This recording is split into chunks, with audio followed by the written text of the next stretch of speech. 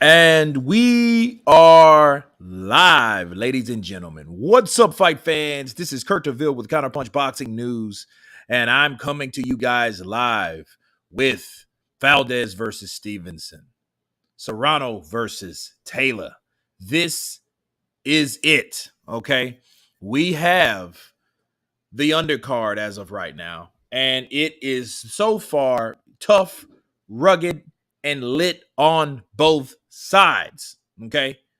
We have Cortez versus Del Bosque, and it's a powerhouse. Cortez, I think, is getting the best of Del Bosque, and it's just Cortez is just he's already made his mark. He's already landing the right and the left. The taller, longer armed Del Bosque can't find what he needs to find. He can't find the range. He can't close the gap, and it's taking a toll. But Cruz de Zurum is over there punching Cederos into a bloodbath, okay? Her face is a bloody math, people, okay? And it is a trip because both of these guys, nice left hook to the body. All that liver shot. That hurts. But anyway, we have both of these fights going on at the same time. I'm watching it on my close cam here. And of course, I have the ESPN fight, Valdez versus Stevenson. Okay. And these are two lit fights. Two lit fights. They look good. And despite the face of Cederos, her nose is busted. It's free flowing. Okay. Despite that, okay, she's given up one hell of a fight. Okay. She's not winning, but she's given up one hell of a fight. All right. And she has a good jab and she's quicker. It's just Cruz de Zurum. I think she just hits too hard. I think her punches count. When they do land, they're heavy punches, they're heavy shots. And then when it landed perfectly on the nose of Cederos, this is the result. But she has not given up. It's 7-10 on that end. And it's 4 of 8, and it's never late on Cortez versus Del Bosque. Okay. And good fights from both ends. We just started the 4th, and now Del Bosque feels that he has to make it a slugging match simply because Cortez is definitely getting the best of him. He's just a better fighter. He has the better reaction time. He's a better counter puncher. He's the shorter fighter, but he's able to get inside. 1, 2, 3 combination. There's nothing that he hasn't thrown that he hasn't landed. Okay, effectively. Good left hook from Cortez. Good right. Good left from Cortez. 2, 3 body shots land for Cortez. Another left. The left side of Del Bosque is now busted, bruised, and he has a cut on the left side. Okay, this is what we have in this fight. I think pretty soon, good left hook to the body. Down goes Del Bosque. I said that. I said, damn, that was a perfectly timed left hook. Down he went. I don't think he'll be able to make that. He gets up. He does get up. He can take body punches. Head punches all day. But when it comes to the body, that ain't nobody. So good left uppercut, right. Cortez is going in for the finish. Ooh, good. And that left uppercut lands. Del Bosque tries to come back with a counter. He misses. Ooh, good left hook again. Left hook, right hand lands. Good right to the body by Bosque. And I think that backed up. Oh, I think that hurt. That hurt Cortez. Now Cortez is hurt. Bosque has heart. Good right uppercut by Del Bosque. Good right from Cortez. Nice, good left hook to the body by Bosque. Sometimes when you back a fighter into a war, sometimes when you back him into a corner, he's going to give you war. Good right from Cortez. Wow, these guys are going balls to wall, okay? Good right from Cortez. Oh, good right from Cortez. Good left from Bosque.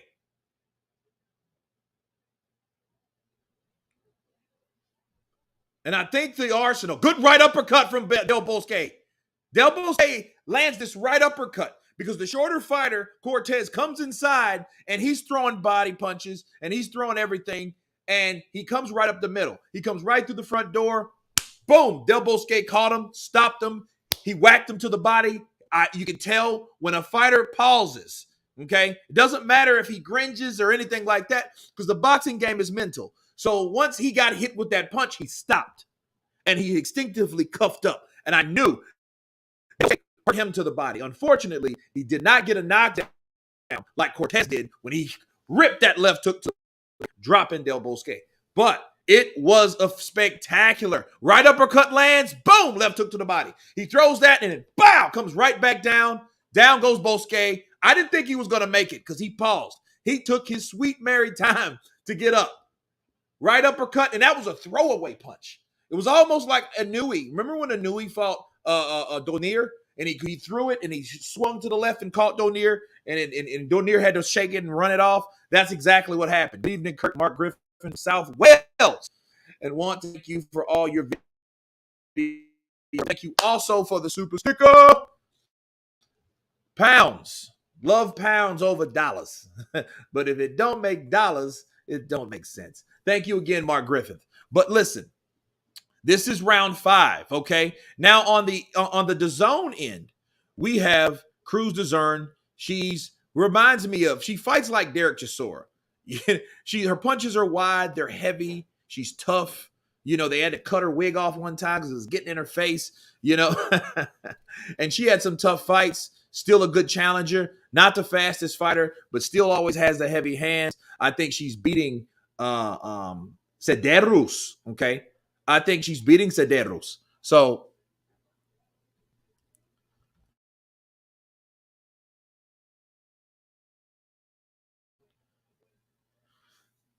these guys continue to that right uppercut lands for Del Bosque.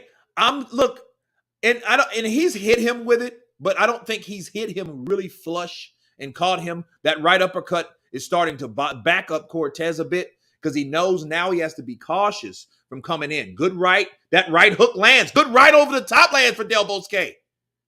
Now Cortez is getting the respect. Now Cortez lands a good straight right to the body. Another right over the top lands for Cortez.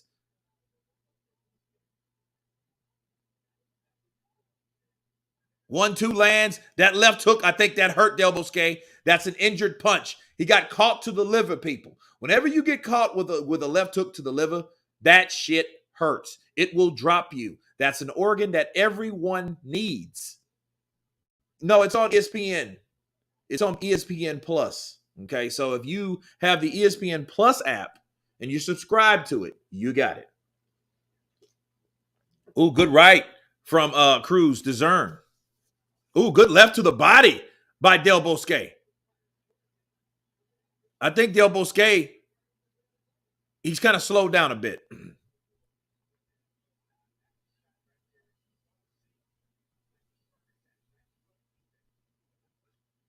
Ooh, good right over the top and good left.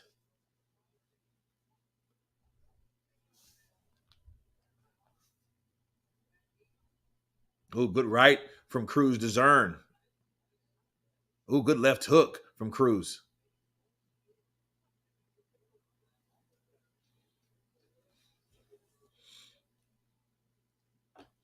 So, and this fight has changed up a bit. Okay, Cortez got the knockdown, but if I had to give a round to anybody in this, I give that round to definitely Del Bosque because Del Bosque was able to adjust and he figured out that Cortez is only countering him. So a taller fighter with longer arms, if you don't box, you're in trouble because you're going to get countered. Okay, you have to use your boxing fundamentals, you know. And then before he was using too many holes, being the taller fighter. Why are they not letting the Irish fellow bring their flags into the garden? I don't know. Scance rants. That's beyond me.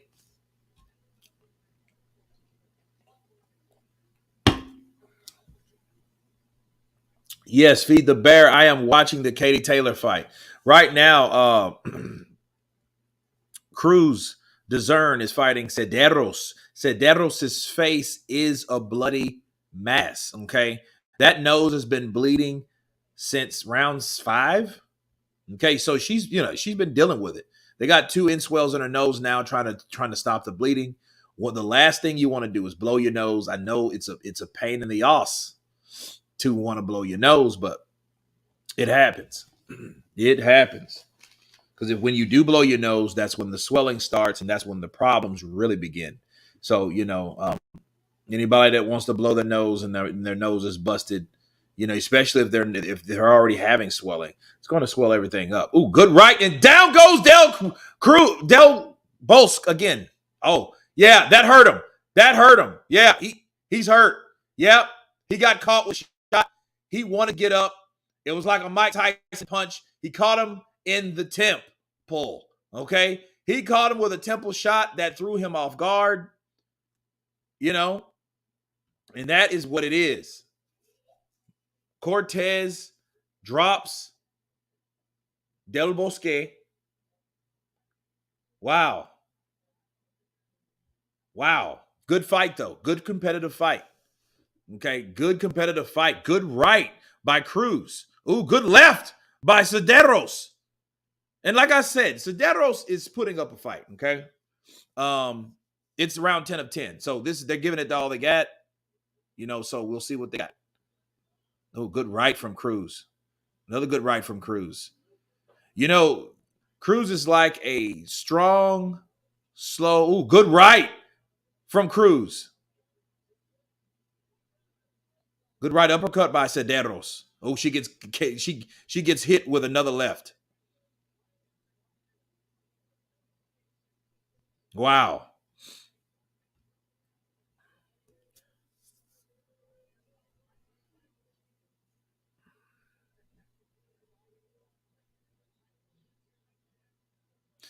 Well, you know what? He did catch an elbow on the way in, though. He did catch an elbow. See, he gets caught with a right. And but look.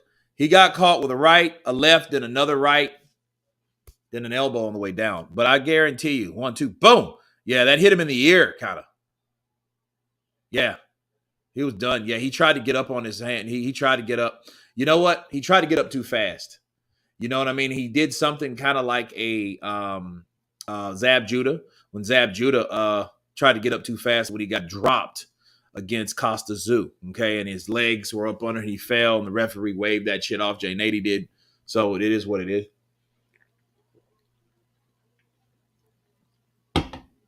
Cortez just caught him with the better shots. He established his distance early.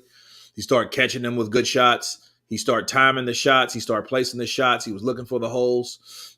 Cortez is no joke, man. He's one hell of a fighter. Del Bosque, he's tough and things of that nature. He knew what he was doing. He's 17-0 with 10 KOs. Pretty good.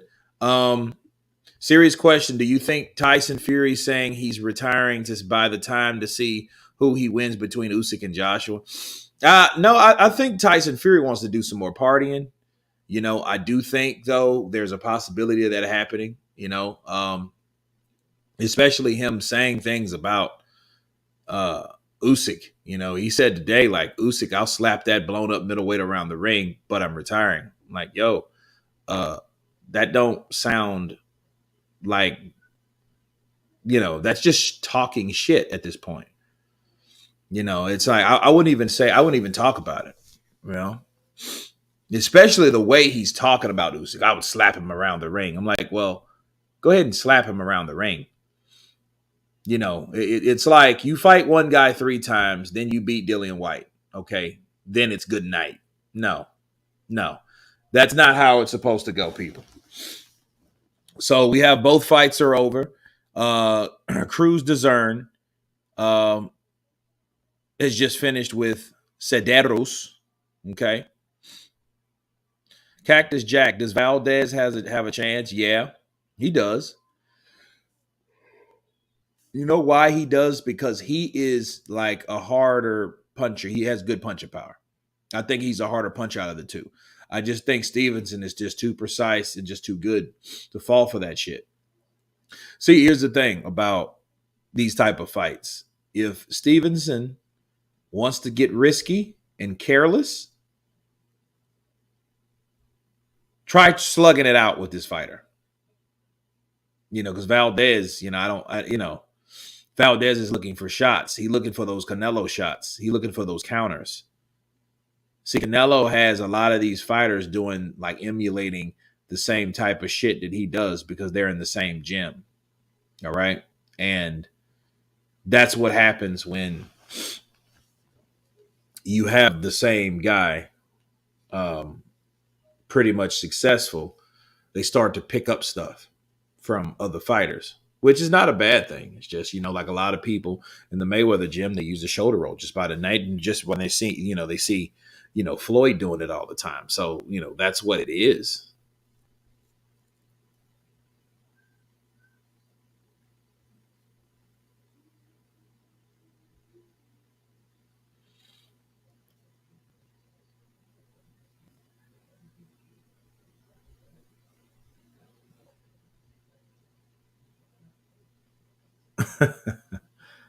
What happened with the Taylor fight?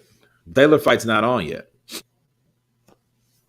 The Taylor fight is not on yet. We have commercials. We have Cruz, Durham winning that fight. Kudos to her.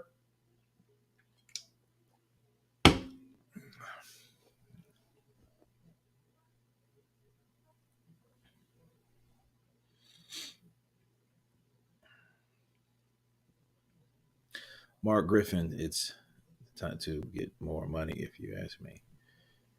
Lee, cheers to you, brother.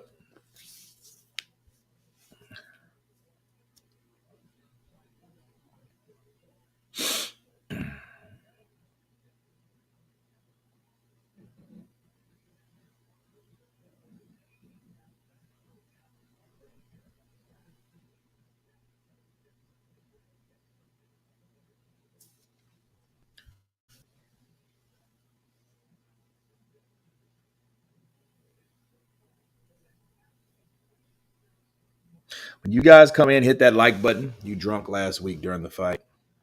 Oh man. Was that last week? Yeah, wasted. Wasted. It was a combination of being really tired, really stressed the hell out, and drinking. So I think because I had worked since I don't know 2 o'clock the day before. So um, when we got off, it was like, damn, you know. I actually was up because we didn't get off to like 8 or 9, and then 8 or 9, I was like, dude, I can't really sleep because the fight comes on at like probably 12. You know what I mean? This is in the UK, so like I got off at shit 9 or 10. I got back to my hotel room and then like I started drinking, talking shit, arguing a bit, and it was. I went to sleep, woke up at 2 o'clock my time, and I didn't really have. I probably had maybe an hour, and then I was just all still disembobulated because when you work through the night, like it changes your whole um, thought process, your whole program. So you need sleep. I needed sleep. I needed some water. I needed a lot of things. I needed to eat, and I did none of those things. So yeah, because I was just hyped because the fight was still coming on, but I had all this other shit going, work and personal shit, and it was like, hey, you know, I gotta do this live stream. So when I got there, I was like, you know, so that was a combination again. Apologize to you guys. Salute Kurt in the mighty name of the Lord Jesus Christ. Renee Padilla, thank you and God bless you as well. Praise Jesus in this piece. Renee Padilla Jr. Yeah, I was with you. You right though. Through you took some stick for it. Yeah, I'm pretty sure. I'm pretty sure I did. I got rid of the live stream. I was like, nah, nah, I can't have this shit up there because people want to see the reaction. And then I like when Tyson Fury did that, I'm like, okay, time to go sleep. Up, gotta go. You know, it was crazy.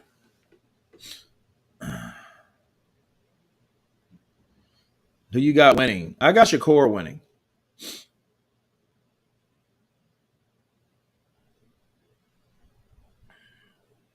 George Kambosos versus Devin Haney. That's going to be a good fight too. You know what I mean? Appreciate it, Lee. You know what I mean? It just is not what it's not what I intended to do. Just a long weekend that I didn't. In fact, I didn't even know I was going to go out. I was supposed to been out there this week, not last week. So it's crazy. It's crazy. But Renee, I have I have Stevenson beating him. I hope it's a stoppage because see, I think personally, Consensao actually beat Valdez. He was just, it wasn't. See, here's the thing: if you win a fight, you win a fight. And I hear people say, "Well, he let off the gas."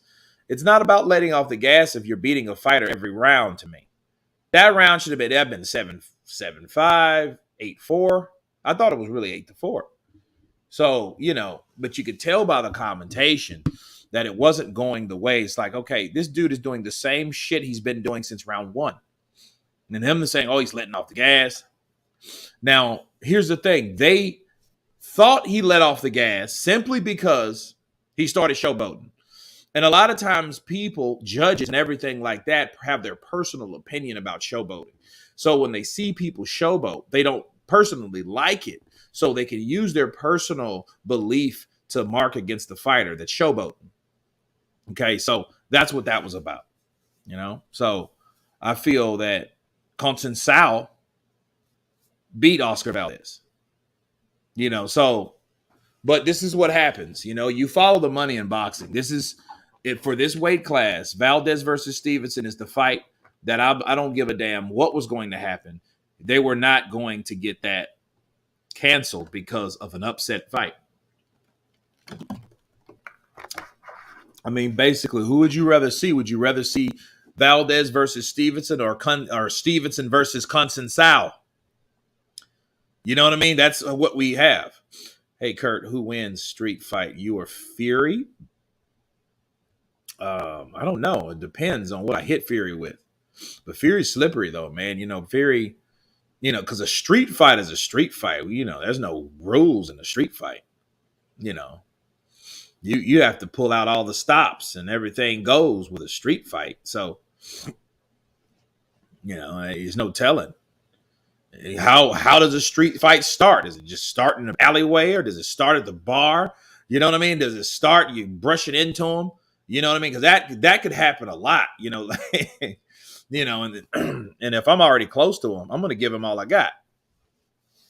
Alan, I think yes, as many would make it. I have to apologize. Sorry, Kurt, but have to go to sleep, work in the morning, but we'll send another sticker.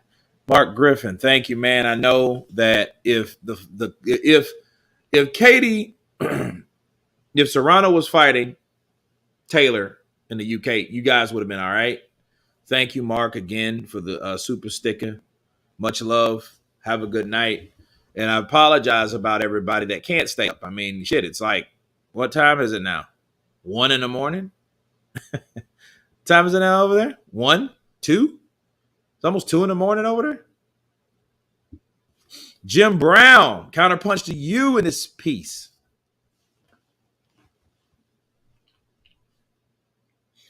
And I wish I could commentate one and then the other, but unfortunately I can't. See, it's almost 2 o'clock, Alan. Almost 2 o'clock.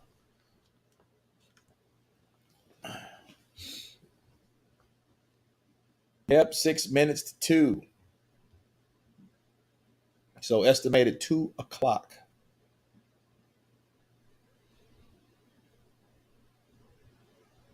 So this is where we're at. Jordan Benson, counterpunch to you. What's going on?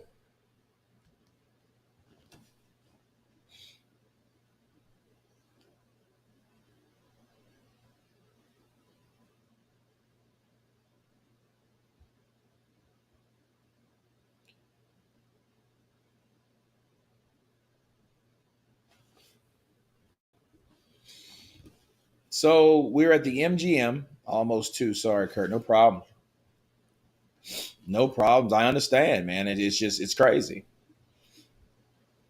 See, it's easier for us because we're behind time. So if it's Saturday and it's 1 in the afternoon, that means it's 7 p.m. for you guys. That means the fight's gonna start. So the fight won't be no longer than like 3 or 4. So you're able to do that, and we're able to watch the fight. And hell, if there's another fight coming on that day over here, we could watch that fight and this fight.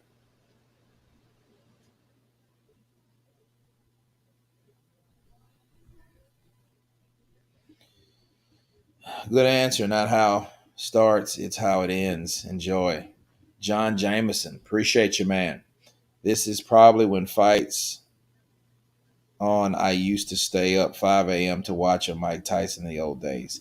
Lee Pritchard. You wouldn't have to watch a Mike Tyson at 5 in the morning. Mike Tyson would have somebody knocked out and shit in a second or two. All it takes is one shot. One shot. No, I'll put that pain to him. I put that pain to him. Smith stops Vargas mid rounds, and Taylor wins by split decision. Staying up for this one, Kurt. Main event is going to be fantastic. How do you have it? That's an interesting fight too. Like Liam, I think Liam will beat Jesse Vargas. Jesse Vargas fights in spots. That's going to be his problem. Well, Beefy doesn't. Beefy's consistent all the way through, and I think his consistency along with his reach, and he's a straight shooter. He go, pow, pow. He has a good uppercut, So yeah, he will definitely beat Jesse Vargas. Jesse Vargas, I think, honestly, hearing his interview today, I think he's going into politics before he gets too battered and bruised and damaged.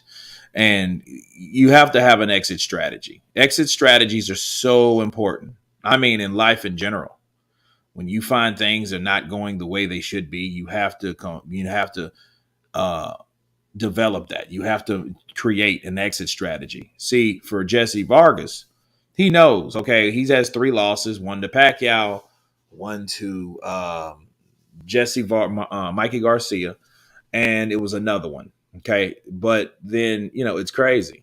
It's crazy. It's like I think he's focused on something else. He's trying to follow the Manny Pacquiao blueprint.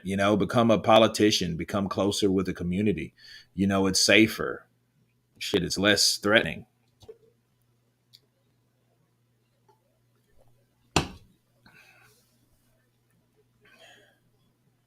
You need invited to the Tyson Ranch. Man, I go to the Tyson Ranch, I'm going to be wasted because I'm going to smoke some of that shit he has. I want you to try some of my brand. It's just some fire shit. I be smoking this shit when I was on my podcast. This shit's so fire. Look, cut. You smoke? I can't say no to Mike. All the losers I'd shared weed with, I can't say no to Mike, and probably hit that shit and be like, oh my God. Oh. I just want to miss him in the heavyweight days. Did the fight happen? Parkour? No, it hasn't happened yet. It's still going on Madison Square Garden. We have two. We have the third fight. I think we have Beefy Smith here. Yeah, we have Jesse Vargas and Beefy Smith coming up, and then we will have Taylor-Serrano. Your impersonations are brilliant. Any others in your locket? Yeah, I got quite a few. One comes to mind is Andy Ruiz. Andy Ruiz is just, he's all smiling.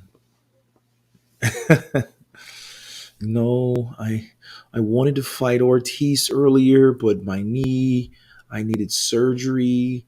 So the next week after the surgery, I was doing squats hard, and I was really working out my knee.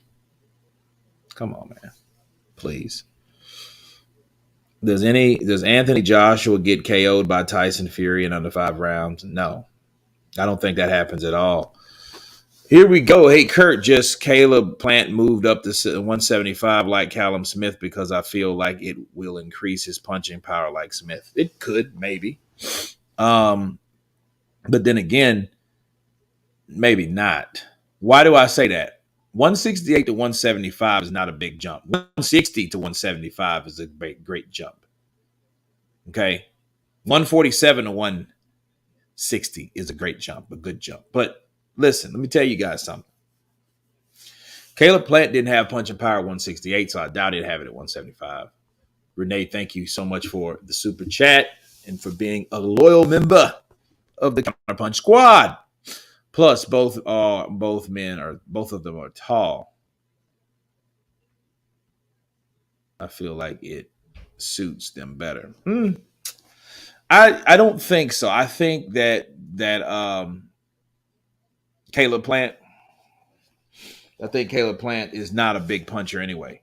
He's never was. Look at his knockout ratio. He's not a big puncher. I think his thing was speed and sweet hands. Would Tyson's size play a big factor in a matchup with Muhammad Ali? No. But understand something. Ali had more hell with Frazier than anybody else, I think, in the history. More than Spinks, more than Norton. Even though Norton broke his jaw. He had a lot of problems out of Joe Frazier. They went to war for 3 fights. Okay. And Joe Frazier's short too. He's 5'9", 5'10". So is Mike Tyson. So you're fighting someone like Mike Tyson. Mike Tyson might have enough punching power and agility because people underestimate. We always talk about the power of Mike, but we don't really factor in how does he deliver that power to you? It's by skill, technique, repetition, peekaboo defense, slipping, side to side movements. He's coming over the top and he's moving forward. Canelo Alvarez is doing that shit now. He's just not like Mike, but the head movement is there.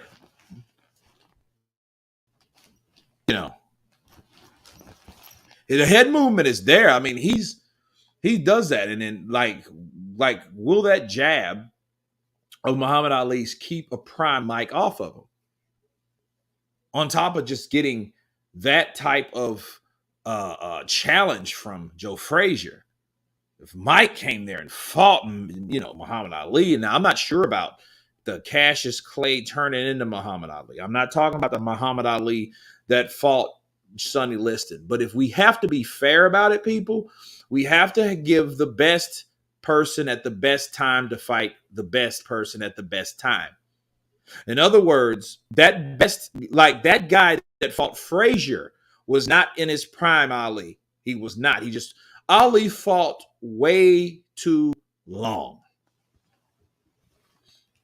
I'm just going to say it. I'm going to leave it out there. He fought way past the time that he's supposed to retire in the 70s, 75, 78, not in the 80s.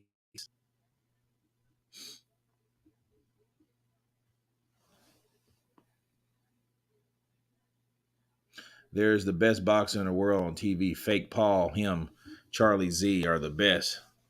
You know what, Feed the Bear? I would love to see Jake Paul and Charlie Z. You know Charlie Z will do it. You fucking clown. I'll knock you out on your little curly bullshit hair. I'll knock you out. I know I can knock you out. I've knocked motherfuckers out from just way bigger than you. I'll lay their ass out. So what you think I'm going to do to you? I'll whoop anybody. Mm-hmm. Sam Tui, how's it going, Kurt? Mike Tyson versus Fury, both in their prime. Who wins? I don't know. I mean, Tyson is, I don't know. Mike might knock all these dudes out. Let's just be real. He might knock all of them out. Ali fought way too long because he got ripped off by Bob Arum and King. Well, I don't know about that. I just know he fought way too long. Mike Tyson should have retired. And speaking of the devil, there's Jake Paul.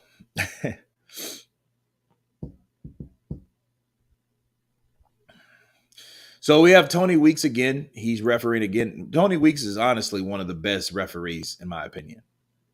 You know, he's been around for a long time. He looks like Mr. T's brother. You know, what if Mike taught Canelo the peekaboo style? Would it work for Canelo or no? No. Canelo's style suits him. He couldn't, he wasn't, look, here's the problem with Canelo. Canelo's feet is not fast enough for the shit Mike Tyson did. Like a prime Mike Tyson. Mike Tyson, he could step in and out, but he's constantly moving that upper body. Not saying Canelo doesn't move his upper body. He doesn't use that footwork for it. Okay. So that's what that's about. You know, I mean, he doesn't have that agility. He's not that agile, you know. And then people used to call Alvarez cement feet. Why? Because you could see how he kind of plods at times. He's a good counterpuncher, but he has to be to overcompensate the fact that his damn feet were heavy as bricks, as blocks. Okay. So that's how that happened. I think he could do it now at his age. He fought way too long for money. Why? Because they ripped him off. I don't know. I think a lot of those fighters got ripped off at one point. And if Muhammad Ali got ripped off, he didn't get screwed over the worst. You know, the worst person that got ever screwed over in boxing, that's a legend, is Joe Louis Barrow. The Brown Bomber. That's right. The government garnished this man as though he was a prize fighter. Along with his his manager was a crooked piece of shit. All of Joe Louis's fight purses, 20% of them. Oh, good right. Good right by Murataya. Murataya. Yeah, Hill got clocked. He got clocked. It was a flash knockdown, but that was a good punch.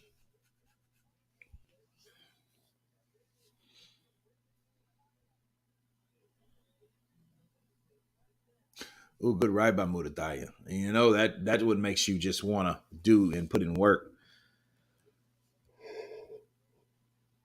Mike Mike Tyson chops Tyson Fury down like a redwood in Sherwood Forest. And as we're talking about that, we have Murataya and Hill. They're going at it on the ESPN. And then we have wait a minute, who the hell is this? Is it me or Clarissa Shields is like kind of fucking big? Like she looks like a heavyweight now. Definitely like a fucking light heavyweight. Cruiser, definitely. I'm like, dude. I mean, I see she's looking not only damn, I know she's not fighting now, but sheesh. And look, I see a stomach, dude. Okay.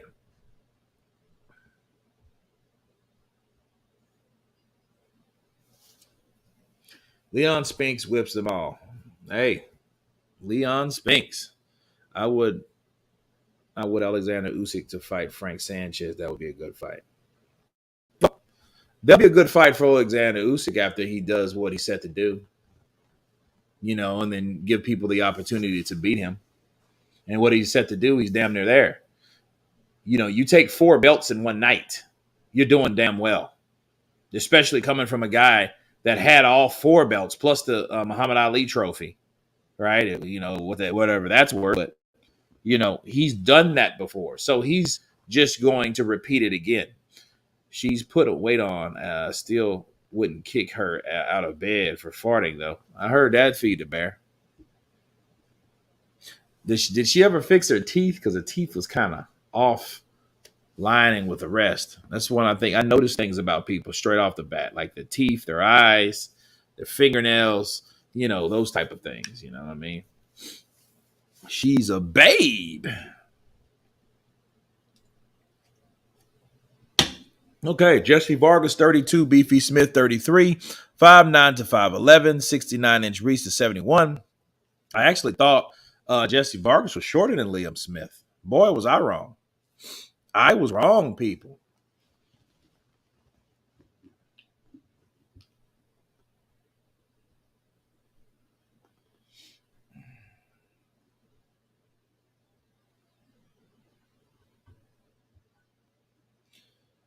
Do you like the fact that Terrence works with Victor Conti, or you really don't care about it? I don't care. I mean, I don't care about that type shit. All I care about is them staying clean, right?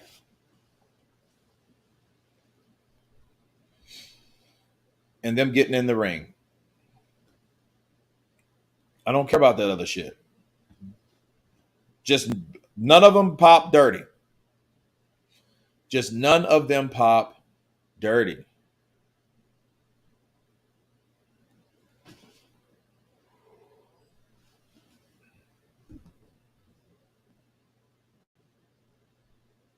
So Murataya and Hill. Okay.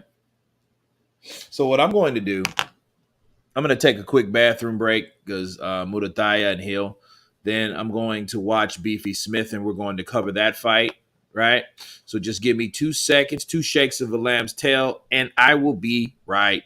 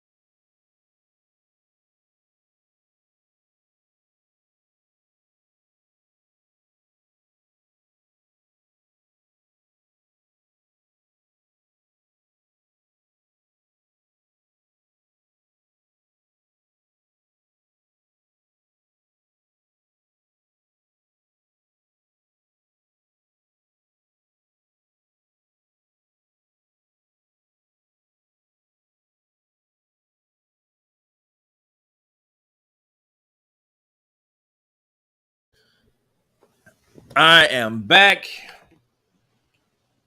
Oh, Murataya. He's caught him again with a straight right. Oh, that was a good punch. That was a very good punch. Well, that's what you get being tall with your fucking chin in the air like that. Katie, fight after this fight. Yes. Yes. This is the co-main event. Okay. Vargas versus Smith is the co-main event of this fight. Um, Charles Wilson, what's up, brother Kurt? What's up, Charles Wilson? Wilson! Okay, so let's go here. Because let's hope we get a knockout. Let's hope for a knockout, guys. Right?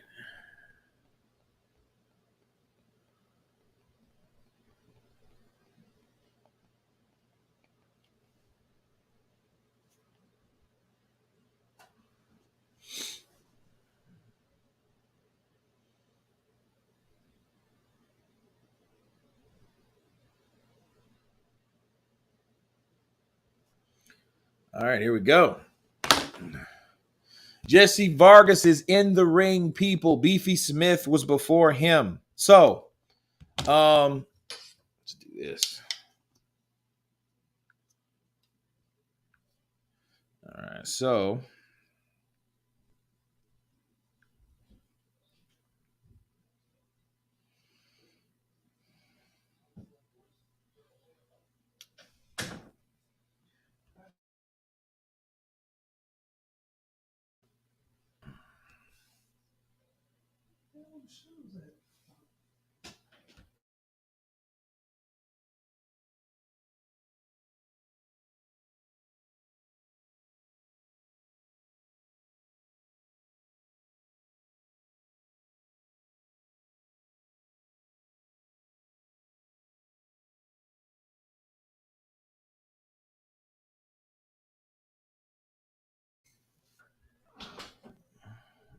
Hale is getting knocked out. Michael Fuller. You know what? He will get knocked out if he doesn't know how to keep that fucking chin down. Yes, sir. Brother Kurt. Oh man, we got Steve Willis. We got Steve Willis. Steve Willis with those eyes, dude. Yep. Down goes hill and downhill went. Downhill went downhill. Yep. That was a quick night of boxing. Who else is on this card though? Let's see. Maybe it's Katie and Amanda. Well, no, Amanda's here. So I don't know what's going on next. I don't know what fight that they have in store for us. You know, who's Kirk picking? I'm picking Stevenson, man. Stevenson's gonna do it. He's gonna do him in. But I want a stoppage. I don't care who who really wins. As long as it's something decisive and non-controversial.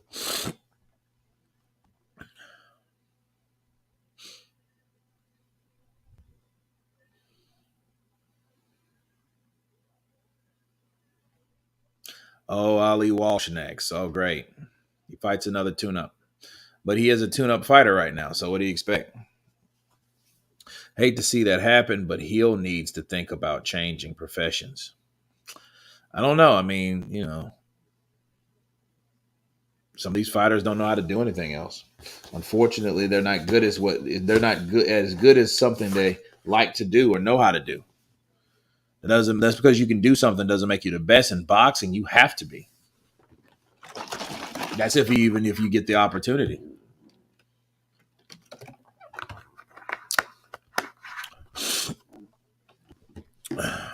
Jesse Vargas and Beefy Smith, two seasoned people. 133, other 132. And here we go.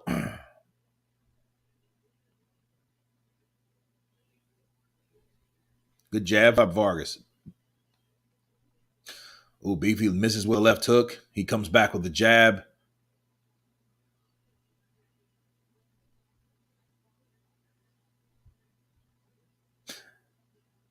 They lock up on the inside.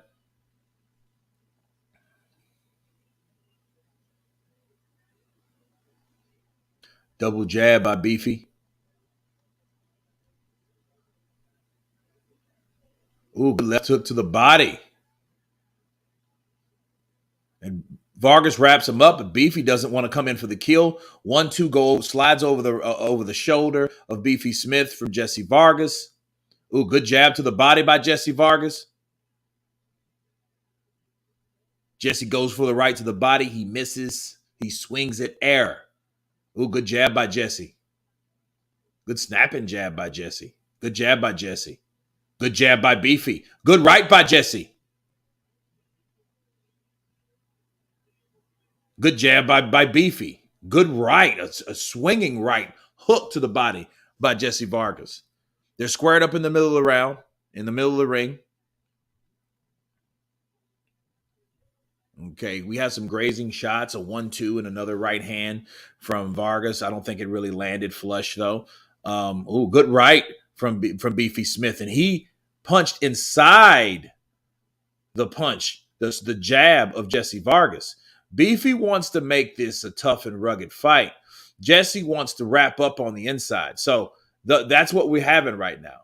See, if both guys had the same mentality, that this is exactly what we would have. But if one guy's just trying to control the action like he's fucking Vladimir Klitschko, that's what we're going to have. Okay.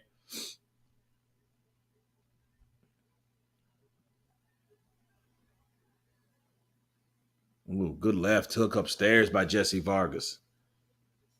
Right over the top by Vargas. Ooh, good jab by Beefy. And I know what he's doing. He's trying to time the left jab of Vargas. Vargas will come out with a straight jab and he leaves himself open. Okay. He leaves himself open with that jab because it's like a lazy jab that he kind of pushes out at times. And I think Beefy saw it. And I think what he wants to do, he wants to aim that right when he throws the jab off. Jesse Vargas comes back with a right and a left hook to try to let him know, like, hey, you can't do that to me. But, good right. 1-2 by Beefy Smith. That's something that I was anticipating Beefy Smith to do. Throw that 1-2. That 1-2 for Beefy Smith is one of his best combinations. But the problem is with that 1-2, it can be countered easy. Okay. Against guys like Canelo, against Munguia, against those type of guys, Beefy Smith has come up short because I think he likes to take a picture, that and just sits there. But no, you have to throw that right hand and anticipate something coming back because normally that's what happens. I feel Vargas might have a chance. He may. I mean, he's not out. He's a tough kid. It's obvious that Vargas is the smaller man, not bringing that power up with him. Didn't really have a KO power at previous weight. No, he didn't. But that's what happens.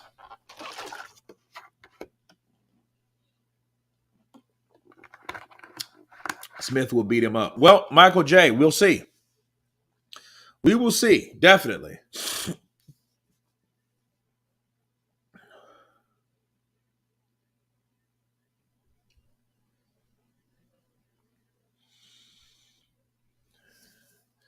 Jesse's trying to establish that jab.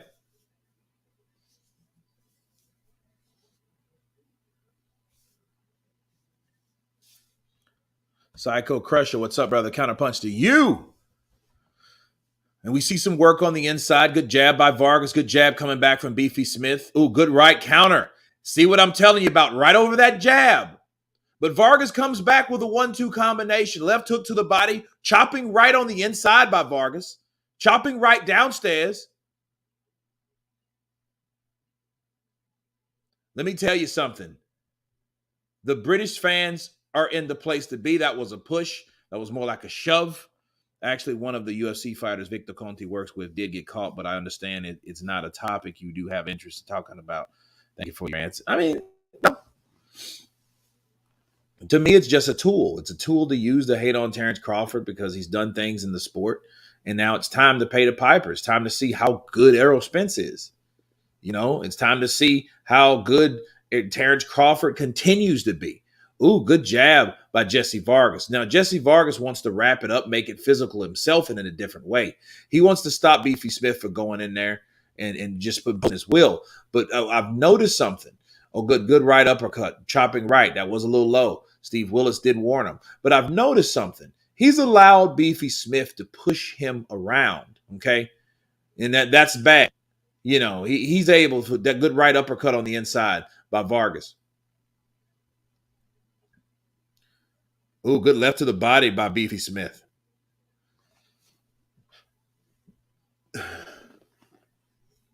Oh, good triple jab by Beefy Smith. The only problem is I think Beefy's better on the outside than he is on the inside. He likes a nice little scrap, you can tell, but I think he's more effective having a better range to get his shots off because on the inside I don't see him really doing much. And he does have a nice right uppercut though. He's landed that right over that jab by Vargas. So, it's one of those things. Oh, good left hook to the body by Smith. Oh, good jab, good right hand by Smith.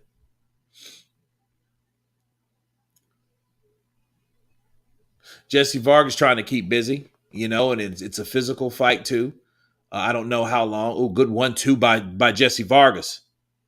Oh, good left hook by Jesse Vargas. Right hand by Smith. Hey, this is a pretty good fight.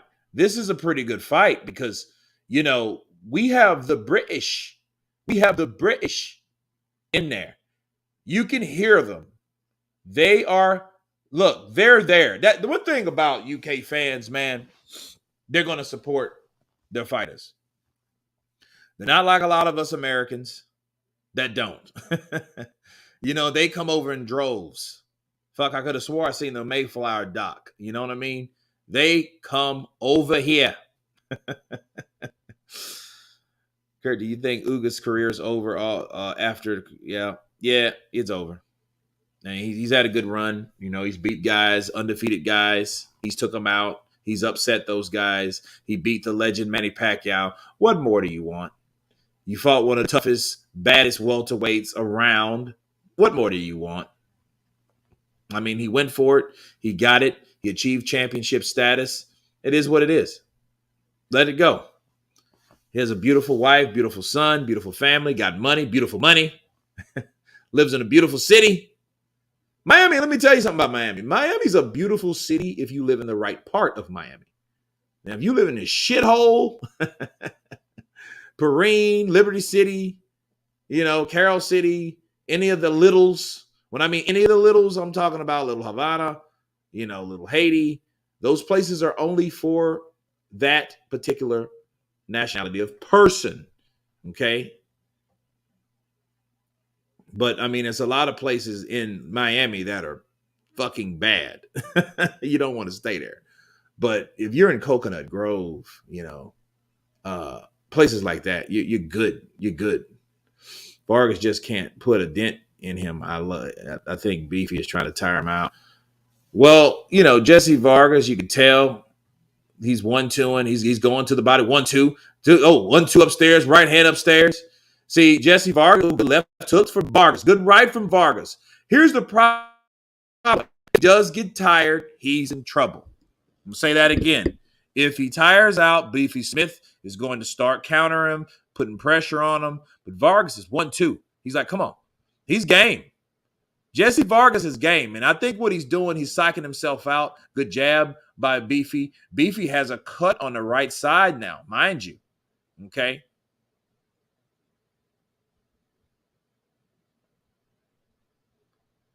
Oh, good jab and a right snapping. Oh, good one over the cross. I think that hurt Vargas. Good, another right lands for Beefy Smith.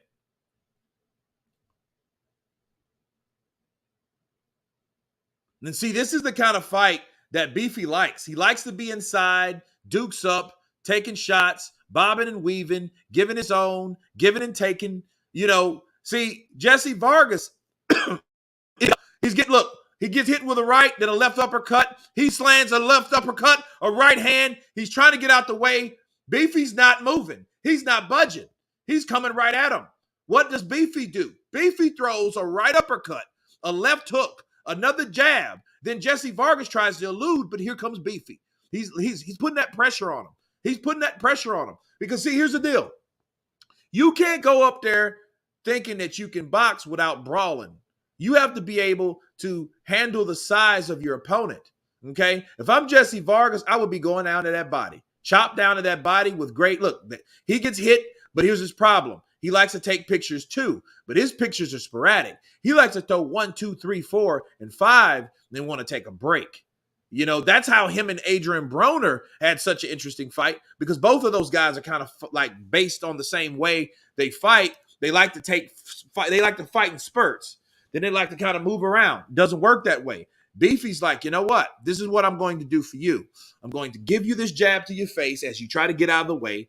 I'm going to give you another jab. I'm going to follow you with that right hand. I'm going to follow with a left hook. I'm going to follow with a left hand down to the body. These type of things happen, okay?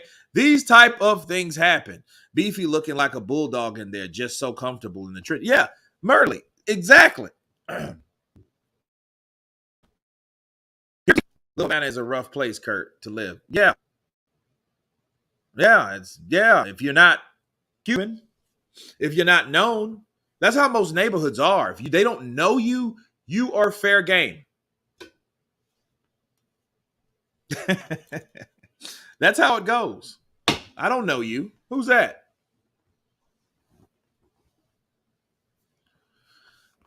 Good jab to the body. See, here's Jesse. Maybe he heard me. Then he fakes upstairs and lands a jab. Okay? And he comes in on Beefy Smith. Beefy Smith is just covering up, and he's taking these shots, and he doesn't seem to budge because see, here's the thing. Jesse Vargas is not a big puncher, and that's the problem. I don't think these punches are penetrating him. They look good. It shows that he wants to win. It shows you that he's in the fight. But what is he really doing to Beefy Smith? Good right uppercut by Beefy. Okay. Good right uppercut. Good right to the body by Vargas. Oh, good left. Oh, good jab from Beefy. Good right from Jesse. See, Jesse, I could already good left hook to the body. And Jesse, good left to the body by Jesse, though.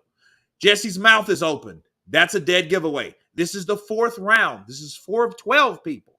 Word of the day. Howdy to you. Oh, good left to the body by Jesse Vargas. See, once you, and see, Beefy doesn't respect it. Jesse's going to have to hit him with something that gets respect from Beefy because he's not going to stop. He will not stop. He hasn't stopped. Jesse Vargas hasn't stopped as of now. So Jesse is landing his own. He's holding his own. He's coming back. He's throwing shots. Okay? Takes a jab. He throws his own jab. Good right uppercut from Jesse Vargas. But then he comes in to hold to take a break. But Beefy is right on top of him. You know? Oh, good right. Good right by Jesse Vargas. But is it anything on these punches? Another right. Left to the body. And I think this is just going to come down to an attrition because Jesse is winning this round. Here's the problem. Good left to the body. Yeah, that hurt. That hurt Jesse. Jesse winds up with another right. Now Beefy just misses. Ooh, good jab by Beefy. Ooh, good left hook to the body by Beefy. Good right by Vargas. Vargas comes back with a flurry of punches. Now they're both bleeding. I think that headbutt's intentional. Ooh, good right from Beefy.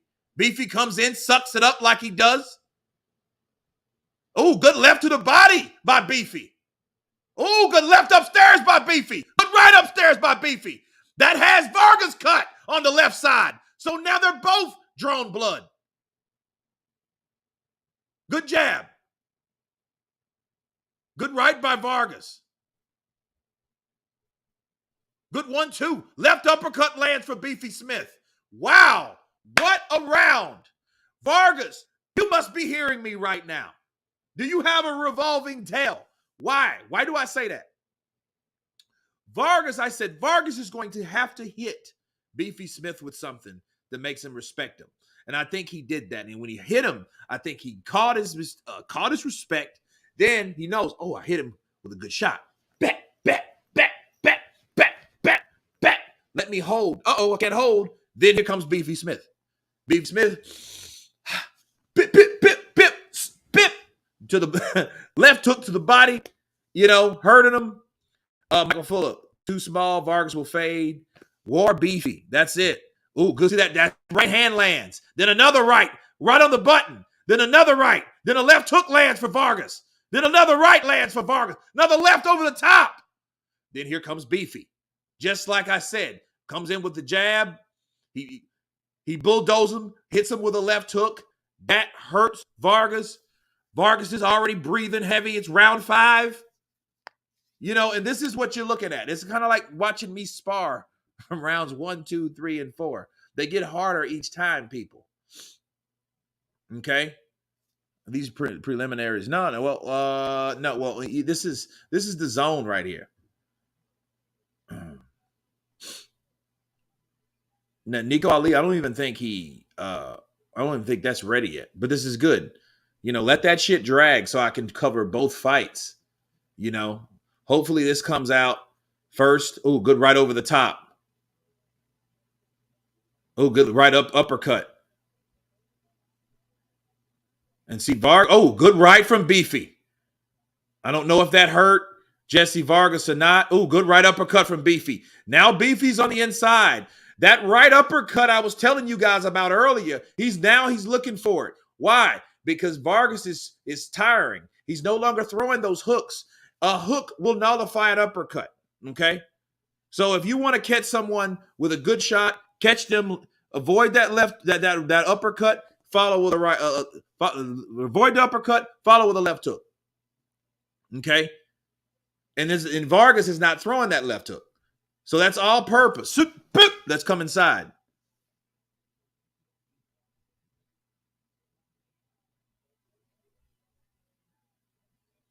And see, Vargas, I think his problem is he's trying to push back the bigger fighter, which is making him more tired. It's making him more fatigued.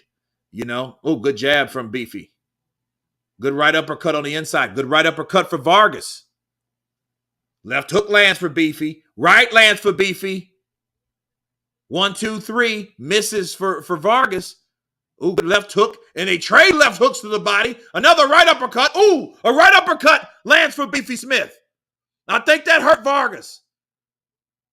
And you can tell, ooh, good right lands to the body by Beefy. And this is what happens. He pushes Beefy back. These guys are fighting for territory. Who wants more? Who's bigger? Who's stronger? Where's the stamina? Where is it? Because look, Jesse ain't backed off. You can tell he's not the bigger guy. You can naturally tell that because Beefy is throwing that shoulder with him, pushing him off. Ooh, good left hook to the body. Good right over the top for Beefy Smith. And here comes Beefy. Here comes Beefy. Good right lands. Another right lands for Beefy Smith. They're both bloody. There's blood on the shoulder, the chest, the back of both fighters. Look, this is a bloodbath. Look at Wilt. Look. Good fight. This is a great fight, guys. I like this. Uppercut by Beefy is chopping Vargas' chin down. Yeah. Kurt swinging like a young Riddick Bowe. Yes. Yes. Like a young Riddick Bowe. In the face. Yes. Yes. In the face. In the face. But this is crazy. This is crazy. The left, I think Vargas is cut on the left and the right. Okay. I know Beefy is cut on the right. So maybe that just might be him. But yes, this is a tough fight. He has to suck it up. He has to breathe. Vargas is too small. He will fade and take a beating that will after his future or get stopped. Well, alter his future. Yeah. Gotcha. Who hex?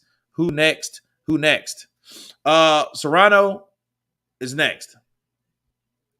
Okay. Here comes Beefy Smith. Bloody. Pounded. Determined. You look at the trunks of Jesse Vargas. He's got some blood missing too. These kind of fights, you know what this reminds me of? This reminds me of Play It to the Bone with Woody Harrelson and Antonio Banderas. Oh, good right. Good right to the body over the top. Good right upstairs by Beefy Smith. Oh, good another right over the jab of Vargas. That lazy jab that Vargas kind of plods out there, especially the more fatigued he is, the more he's going to start pushing these jabs. And that's not going to be good for him. Good right over the top. Now Beefy, I see, he's starting to time that jab more effectively. More effectively. Oh, good right on the inside by Vargas. Oh, another right. That light right lands for Beefy again.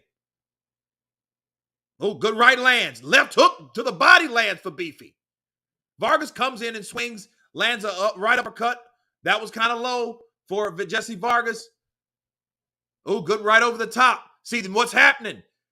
Vargas's jab is being countered consistently in the last 20 seconds. He's got caught about 4 good right hands. This looks like it's going to be the beginning of the end for Jesse Vargas. Jesse Vargas' jabs, he pushes that jab. Beefy Smith still stays, still holds his composure, lands another right hand on the inside the guard of Jesse Vargas.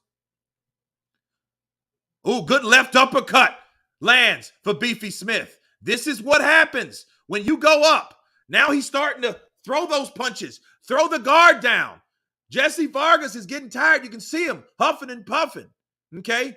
Now you got to really question, where is that stamina? That good in shape. We have to see it now. Okay? Look at that. Straight right. Left hook lands. Jab lands. Skip around. Oh, good right uppercut lands for Jesse Vargas. Now, Steve Willis warns once again Jesse Vargas for low blows. Okay? I think he caught him again with the same low blow. Good jab from Beefy Smith. Jesse's hanging on. He's throwing these scraping blows. They're wide, they're winging, they look fatigued. Ooh, good left uppercut. Good left uppercut from Beefy Smith. Ooh, good right. Vargas takes it well. Vargas in the ropes. Vargas better be careful. He can fall out of that ring. The way he's leaning into the ropes like that, he takes a 1-2 in a right hand. Look, and they go balls to the wall. And one thing I admire about any fighter that's fading, his ability to keep fighting, and he lands a left hook as that let's open it up. The cut on Beefy Smith. Great fight, guys. Great fight. And see, look, you got to admire it. Yes, he's wearing him down, but Jesse Vargas is still fighting. He's still fighting. He is still fighting people. Now watch this. Jab, right hand lands. That hurts him. Jab, right uppercut. Right hand lands again, left to the body. Right back upstairs by Beefy Smith. Oh, good left uppercut. Good left. Look, left uppercut lands. He was looking for that body punch, but he kind of tucked it in because he knew exactly what Beefy was going to do. His fight pattern has been established. But one thing that Jesse has to do, he has to stop allowing Beefy Smith to throw that right and to counter over his jab. If not, here comes Beefy. He throws a right hand instantly. He got him back into the corner that he wanted to. He got him back into the corner. Jesse is trying to push him back because he doesn't want to get mauled. Okay, because he knows this fucking guy will maul me with straight right hands. There's another right lands for Beefy Smith.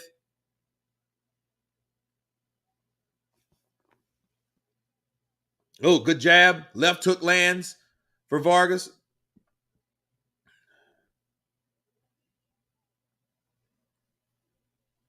Good jab lands for Beefy. See, Vargas now starting to push that jab out. Okay. And that's the punch that he can get countered. He gets countered again. Jesse throws a left hand and connects with a left hand, left hook. Good left uppercut.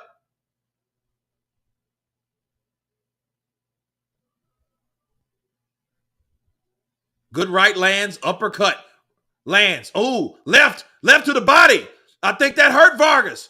Right uppercut lands. There's another low blow from Vargas. When in doubt, go for the nuts. Good right uppercut from Vargas. And Vargas is smart though. He has to be weary of those ropes because that's when Beefy Smith does that most damage. He's doing the most damage.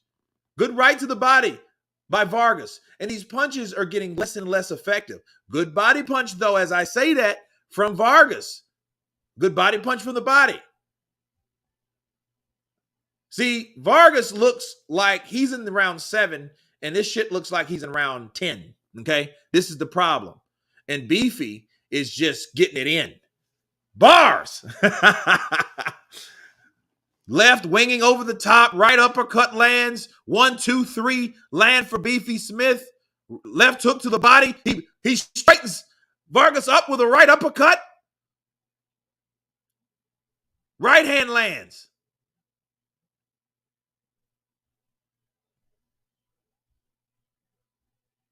Ooh, good left. Beefy kind of turns him. But Jesse's tired. Jesse is tired. The blood is flowing from both fighters. Good left hook from Beefy Smith. 1, 2 lands. Another right upstairs for Beefy. Beefy, another right uppercut. Now it's uppercut city. Vargas knows. Vargas fights his way off the ropes. Right uppercut. Right to the body. Another jab. Right upstairs to the right uppercut from Beefy. And Vargas's punches, they're winging. Ooh, left hook upstairs, left uppercut, right uppercut lands. Wow. Steve Willis is great at what he does because he knows when to stop the action because he knows this action won't stop by itself, people. I love it, yeah! Okay, Jesse is getting body like Ventura. He's taking mental notes to Matthew Brown, what's up, Kurt? Very lean punches by Beefy. Yeah, Beefy's throwing the harder shots. And here's the problem. Jesse, if he wasn't fatigued as he was, he would be doing a much better job. He threw a right to the body, a right upstairs, and that straightened Jesse Vargas right on the hell up. But here's the thing. Well, you have to remember something. Jesse Vargas is still in the fight.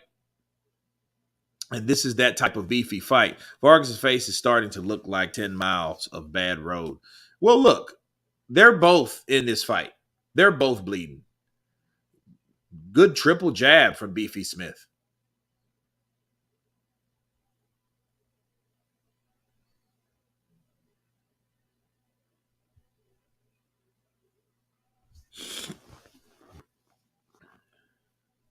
Ooh, good double jab by Beefy Smith.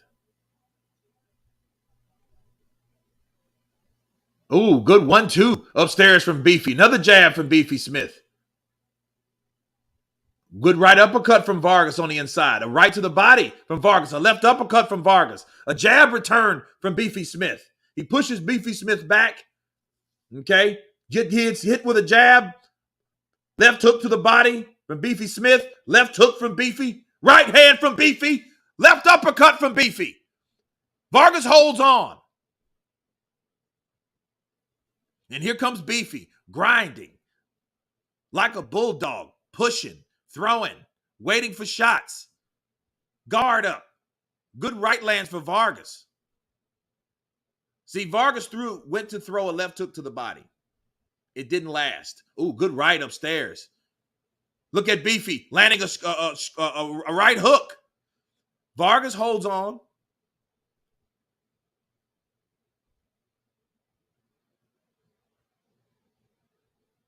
This is a tough fight for Vargas. Oh, good right. Oh, good jab by Beefy. Another right for Beefy. I think that hurt Vargas. I think that hurt him. Vargas throws a 1-2, and it lands, but it's not effective. Here comes Beefy, pushing him off. Referee separates them. He's looking at both fighters.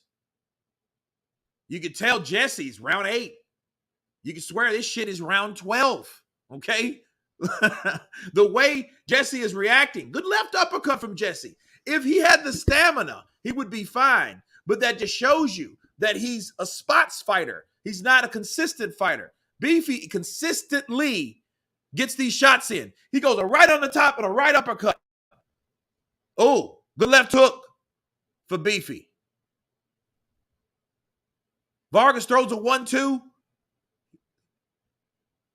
Good left uppercut for Vargas as he comes in. Ooh, good right lands. Ooh, 1-2 lands on the. This is a dark, dirty, murky fight. I love these type of fights because they're gritty. They're gritty. And Vargas, he's not a quitter. He might be tired. He doesn't stop throwing punches. And I think the moment he stops, he's over. He's over. He's throwing shots. And he looks forward to it. He's throwing. These guys have bad blood. Did you guys see the face-off? This fight is reflecting the face-off. Smith looking at that liver like a snack. Beefy on that Bane venom juice.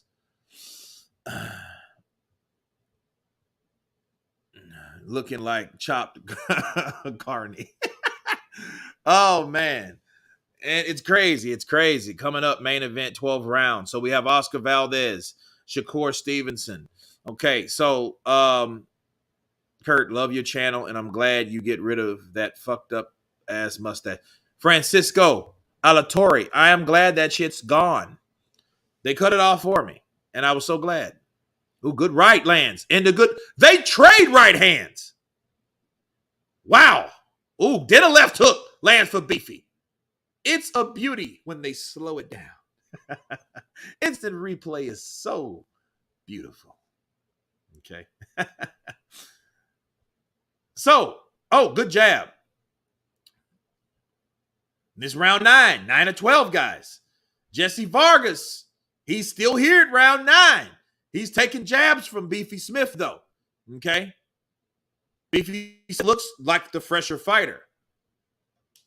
I've never seen Vargas' face look this damn bit, look like this. Damn, been packing meaty punches. Yeah, Beefy been putting them punches to his face. There's a difference. You know, you go up and weight too. The fuck are you thinking about?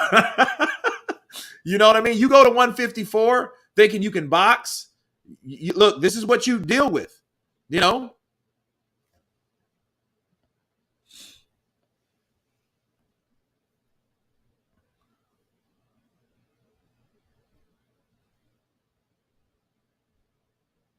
Oh, good left hook from Beefy.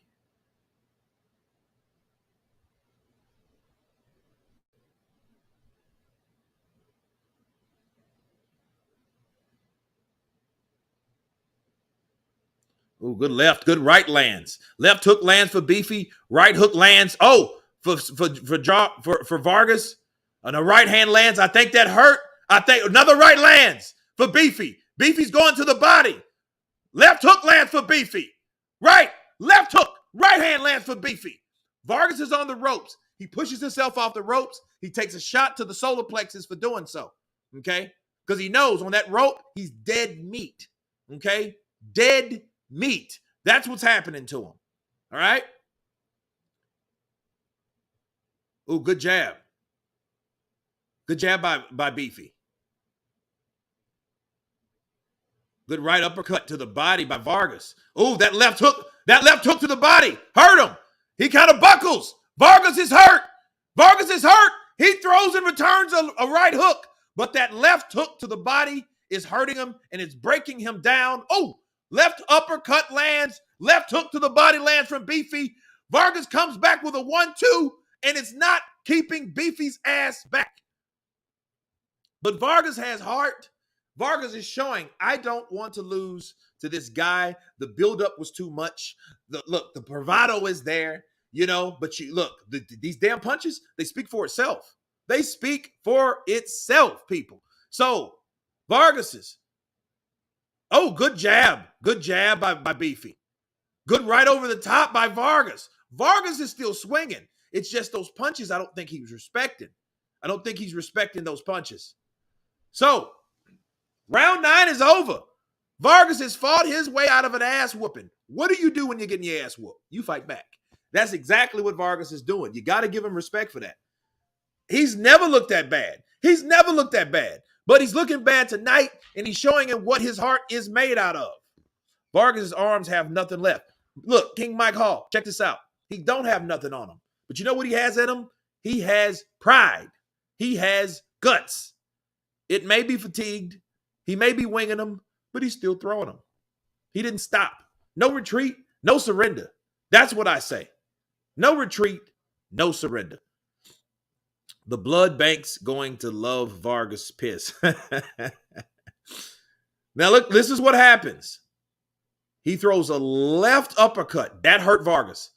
You can see he covered that shot up. He gets caught with a left hook, another left hook.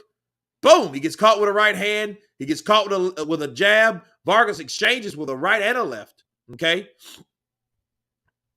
They're looking at Vargas. They're looking at the whites of his eyes. You know, they're saying he's okay. Heart is fueling him. King Mike Hall, there you go, baby. Heart is fueling him, definitely. Round 10 to get it in. 10, 11, 12. There's still 3 rounds left. So, this is tough. 1-2 lands for Beefy Smith. Jacob Vargas. There I go. Vargas is Vargas gets caught with a double jab. That makes him buckle. Smith senses him to be out. My boy Kurt and the family, thanks for everything. No problem. And he stops the fight. He stops it. He stops Vargas. Okay? He stops him. Will has seen enough. The doctor had already came in and was like, look, let me check you out. And Beefy did what Beefy said he was going to do. Go in there and knock him out. Now, Jesse Vargas, and I'll tell you, I think Jesse Vargas is the type of person you're probably going to have to kill And I think Willis did a good job because you could tell what he was throwing at Beefy didn't respect. He was the bigger guy. You know, the Brits are in the house. They are hollering to the sky. Bars.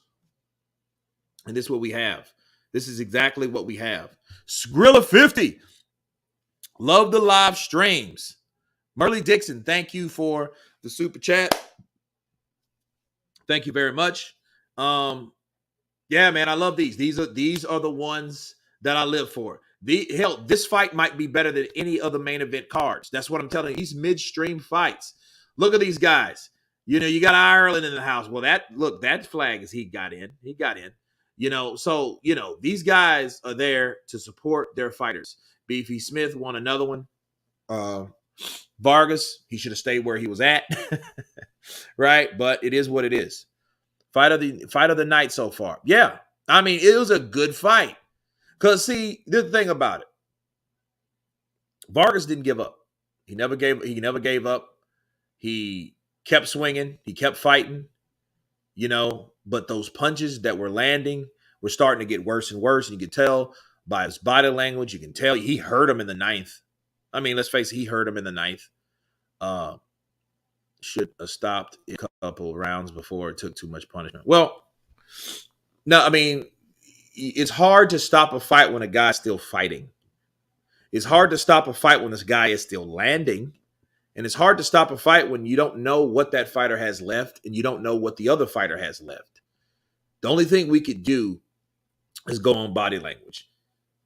Tell Smith was just shit. He had more, and it was that way. See, Vargas was fighting back. Okay, he got caught with a punch. He's in the ropes, and see, it didn't take long. And then even when Willis, look what happens. Even when Willis came in, right here comes Vargas to throw a left and a right.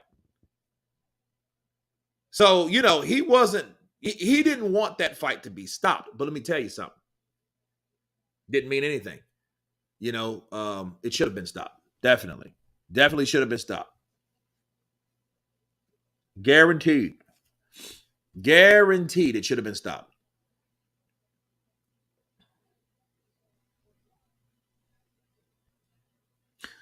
Well, I mean, he's not a UK ref, though. That's Steve Willis. He's not from the UK. You don't have to be the second coming of Einstein to see that Vargas was going to take a career-altering beating or get stopped. Well, we knew who the harder puncher was. We knew who the bigger guy was.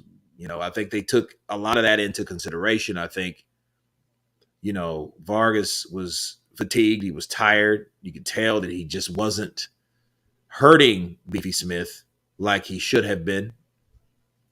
And it was a good stoppage, round 10. Got him out of there. Smoke break, truffle, cake, all in the lungs. Merle Dixon, counterpunch to you.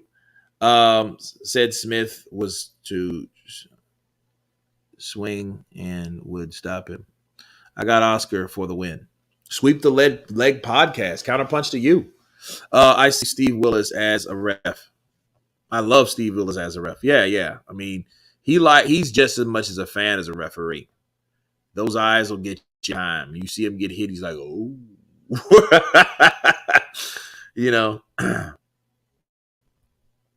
Both Steve and Ray Charles saw that coming. Not Ray Charles.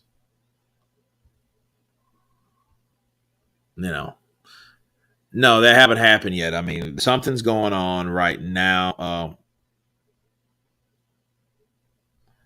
I don't know. I mean, he's getting warmed up. They're in the dressing room of Stevenson, So I hope they can get this show on the road.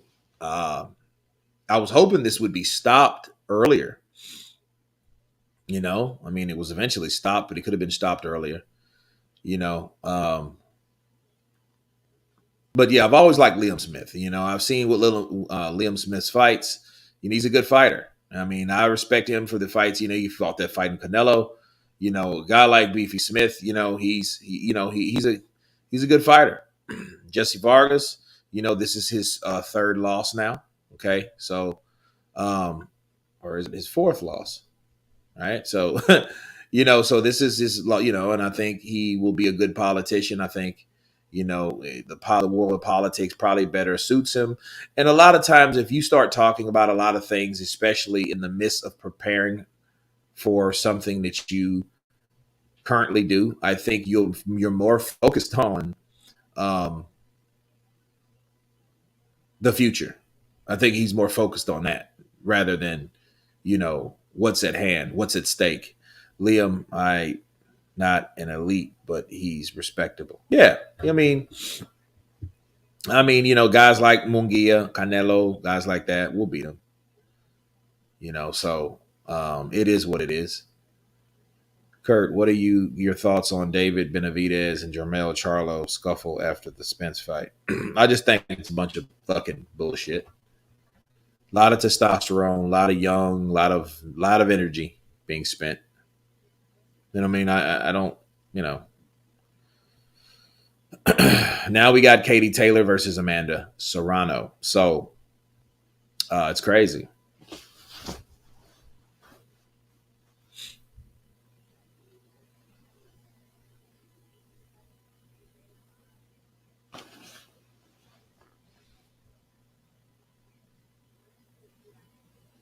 Well, the good news is, here's the good news. We got Nico Ali Walsh. We got Keyshawn Davis versus Esteban Sanchez. We have, they got him up against Esteban Sanchez. He's 18-1 with 8 KOs. I don't know. That might not be a good fucking thing.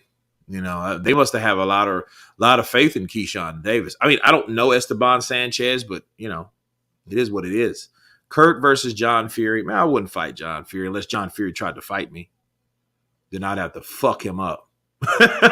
You know what I mean? Like, I wouldn't want to fight him though. I mean, I like, because he's a dude that will fight you. He would charge you, and then you would either have to beat him or beat him up, or he's gonna beat you up. Like, you can't you can't take people for granted. And then he's older, so first thing they're gonna know, oh man, Kurt, you beat up an older guy. Fuck that. I beat up a fucking ex-pro. He wasn't a good ex-pro, but he's still an ex-pro. So no. So John Fury, no, man, I would have to use my use what I have to do what I have to do. No bragging, no boasting. I'm like Tony Bellew. Bars. Don't step to me. Let's go, Kurt. 2 great fights. Yeah. You would fight him for that $1 million he's offering. Yep. I'd fight him for that $1 million. Fucking right, I would. Now, I would fight him for that $1 million. Fight for $1 million? Wait, I have to win to get it, or I got to have to fight him to get it? And what does a loser get? Or are we just fighting for the purse? Like, whoever wins gets the purse? Well, yeah, that's fuck him up. Because I want that $1 million. I'm going to buy me a house out here in Austin. Buy me a house right here in Austin, man. Cash. Mm-hmm. Uncle C to whip that ass. Yep, Uncle C would.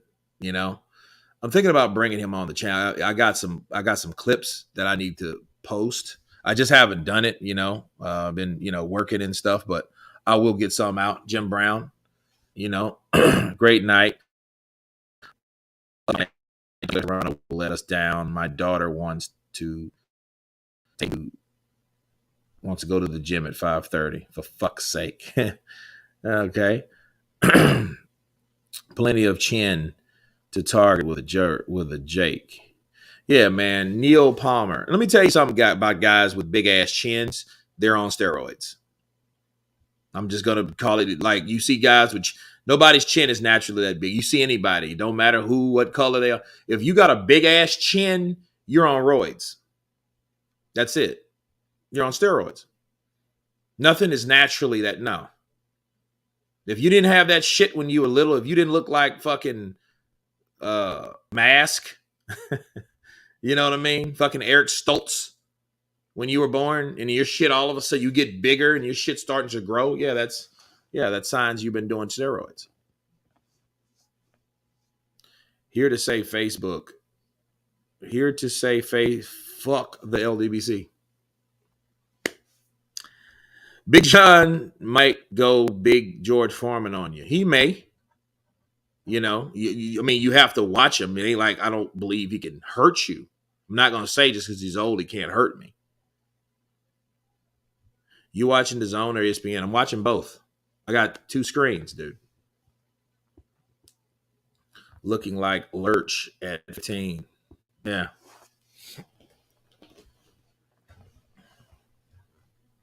So here we go. Madison Square Garden. Taylor versus Serrano. Uncle C has been on a hiatus. Yep. He was in jail for a while. Outrunning the cops. Yeah, I'm looking at Clarissa Shields. Now she's on the Zone. I'm looking at her. I'm like, yo. I mean, she don't look bad. I ain't ragging on her, nothing like that. But like, she's definitely, I'm looking at that shit. I'm looking at that shit. So it is what it is.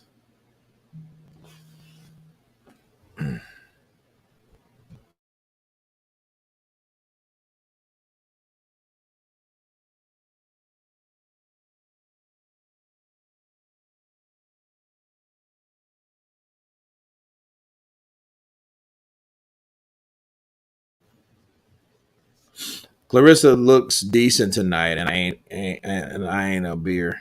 I ain't got a beer. League boxer as far as the women go.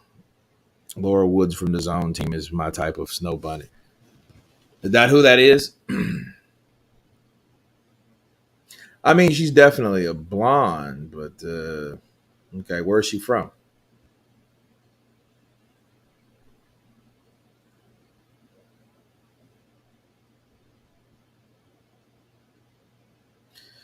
Shakur finna cook, old boy.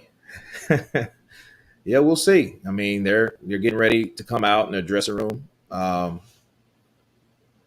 mean, we still have shit two more fights before the main event on ESPN, which is great, great stuff. We only have like a 4 rounder. Well, no, it's an 8 rounder. Wait. No, it's a 4 rounder for Nico. It's an 8 rounder for Keyshawn, and of course for all the marbles for the WBC and the WBO junior lightweight world titles. Okay, between Oscar Valdez and Shakur Stevenson. Okay, so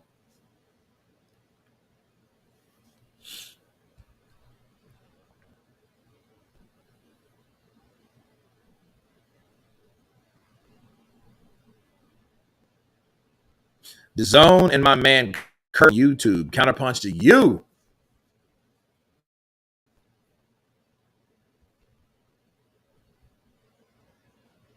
Shakur is about to beat the horse out of Valdez. I heard that. Here's Serrano. Serrano's coming in proud, slim, lean, long, beautiful neck. Like women with long, beautiful necks. It's fucking madness in here. Scants rants. Serrano coming for blood, says King Mike Hall. Shakur's. What fight is on next? I don't know what they're doing over on ESPN. I don't know what's happening, but I mean, Nico Ali Walsh, you know,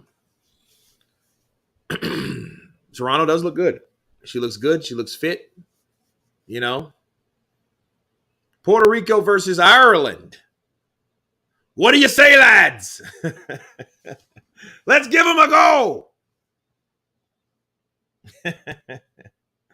Over all the people in Puerto Rico, ¿qué tú piensas?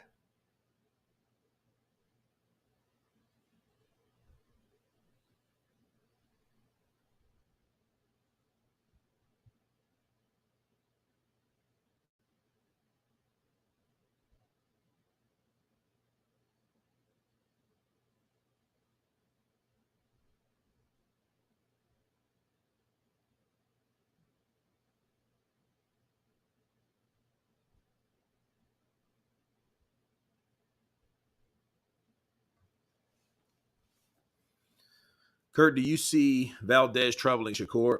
If he can hit him, yeah. If he can hit Shakur, I do. Taylor is undisputed and still the B side. Well,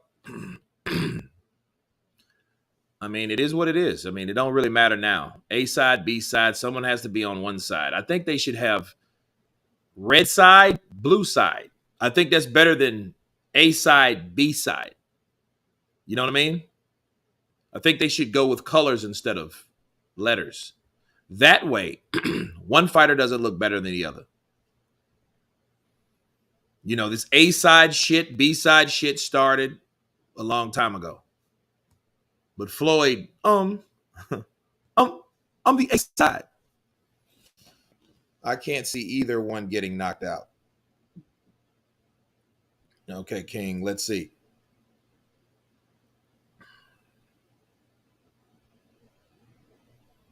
So proud of you, Katie Taylor and Serrano, all the women of boxing, long overdue, but inspiring to see. At The Rock. You know, when The Rock talk, everybody listens. Can you smell what The Rock cooking? Fucking The Rock, I tell you. Every time, Jordan Benson.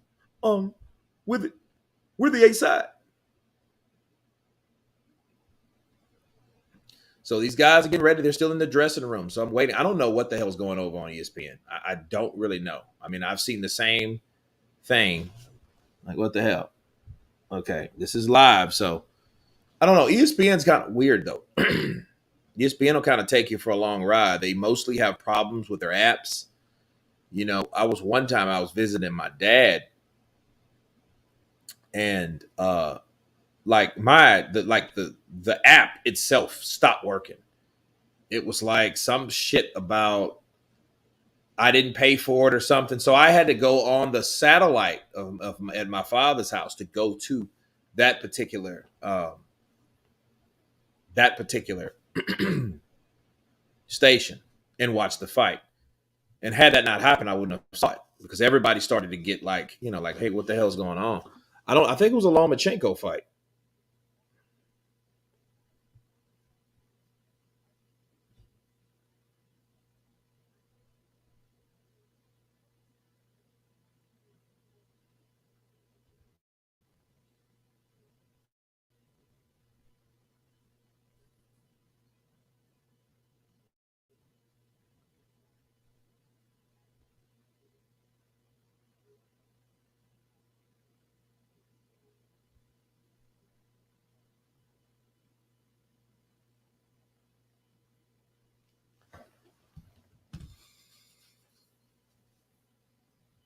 Kurt, what do you think of Floyd Mayweather selling pay-per-view for $14.95?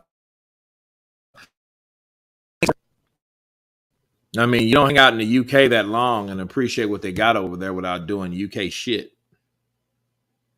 You know? So it is what it is.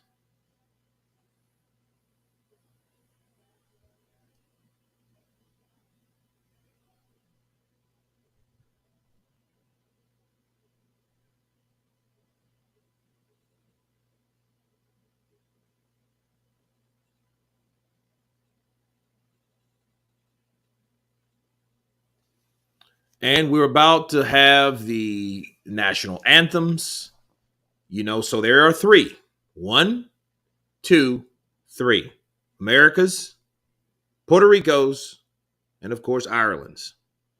Does your dad still get excited watching boxing? Jim, you know, yeah, he does. He does. You know, I grew up watching boxing with my dad.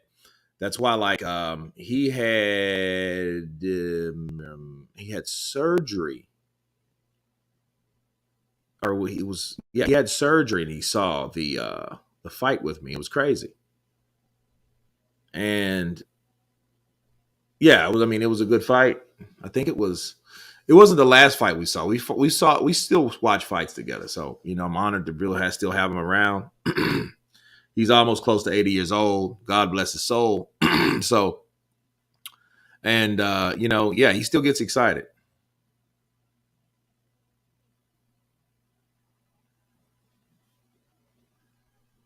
If Usyk fought a prime Roy, who do you think he would pick? Ooh, anybody but Roy. Um, oof. It's look, especially with like cruiserweight, that would be one hell of a fight. Um, I want to say Roy because Roy knows how to close distance, and you think he doesn't, and he's not in distance, do certain things, and he's so fast. See what Roy used to do. Roy used to throw punches like left hooks, but he wouldn't just throw one; he would throw like four. These rapid fire left hooks. It was like, and it was just like, and it's crazy. Exactly. King Mike, y'all must have forgot. This fight feels like a man's pay-per-view fight. Look, that's good because it should have that just as much testosterone, just as much interest in these fights. Let's just be real. Let's just, keep it a buck, right?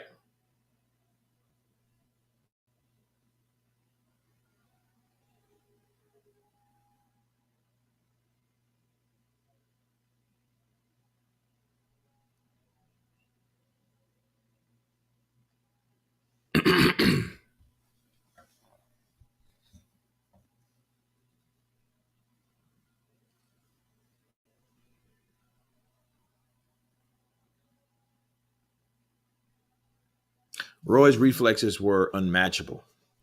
That is true. I mean, he was just that type of dude at that time for many years.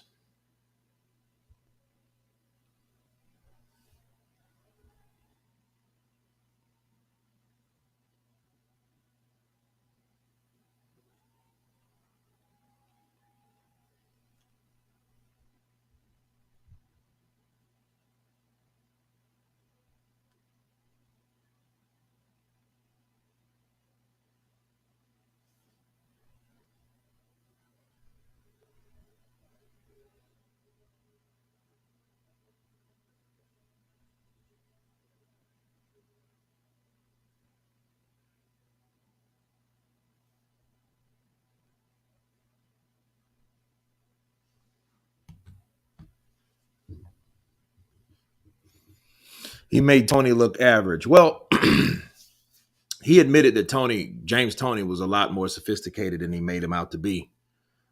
It was just Roy was just so dynamic at the time.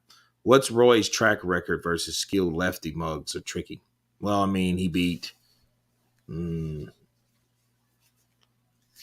he beat Tarver the first time. I think Del Val was a lefty. Um, Eric Harding was a lefty. He made him quit because he kept punching his shoulder.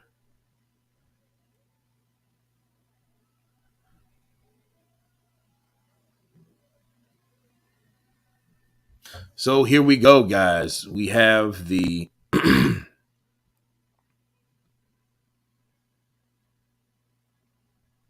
national anthem. And before the fight starts, I'm going to take a quick break and I will be back as soon as time permits.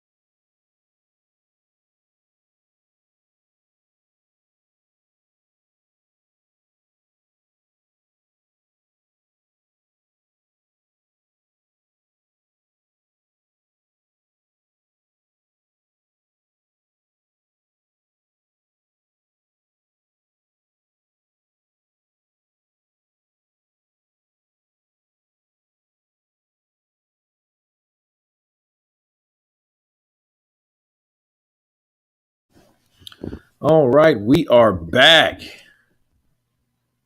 And Amanda Serrano is greeting her peeps.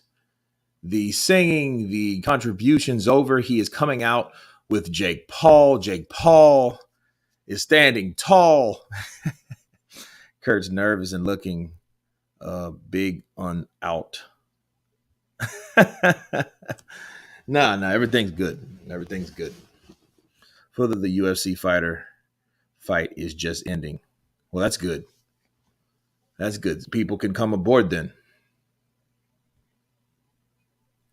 The number two is calling Kurt. You guys ain't right. Nah, just use the John.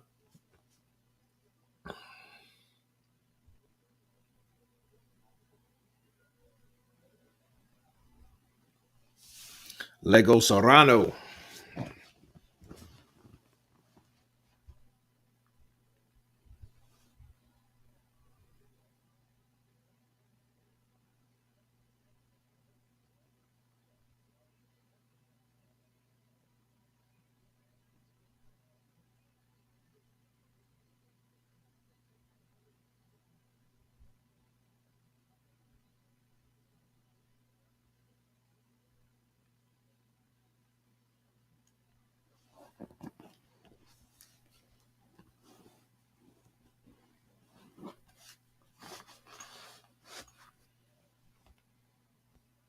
We know she's winning. What that black vest, round fake paws t-shirt looks like a big pum bag in the wrong back place. I think he's just wearing it like that to be cool. Could the $1 million bonus add to the pressure for Serrano? I'm not sure. But here comes Katie Taylor. Look at this outfit she got on. This looks like it looks like some boxing shit mixed with some feminine stylistic type shit. Let's see. It's a man purse bear. Do you think that Spence will change the way he fights with Bud? I don't know. You know, we will see. We will see. Vamos a ver. Jim, he's a FUD. He's a FUD mate.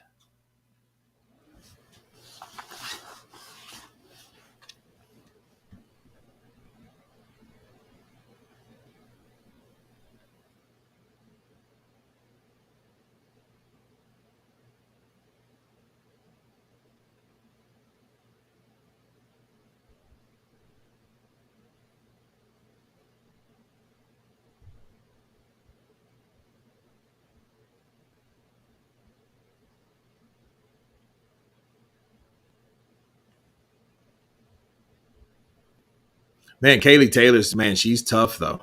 She is definitely tough.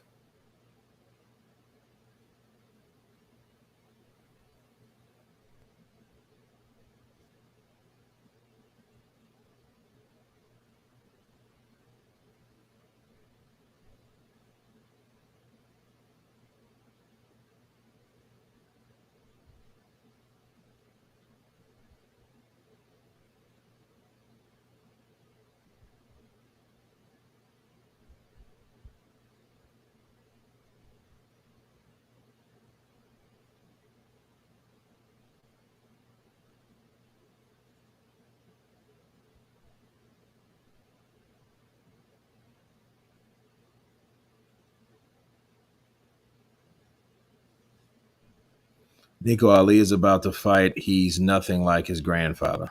No, he's not. He is not at all.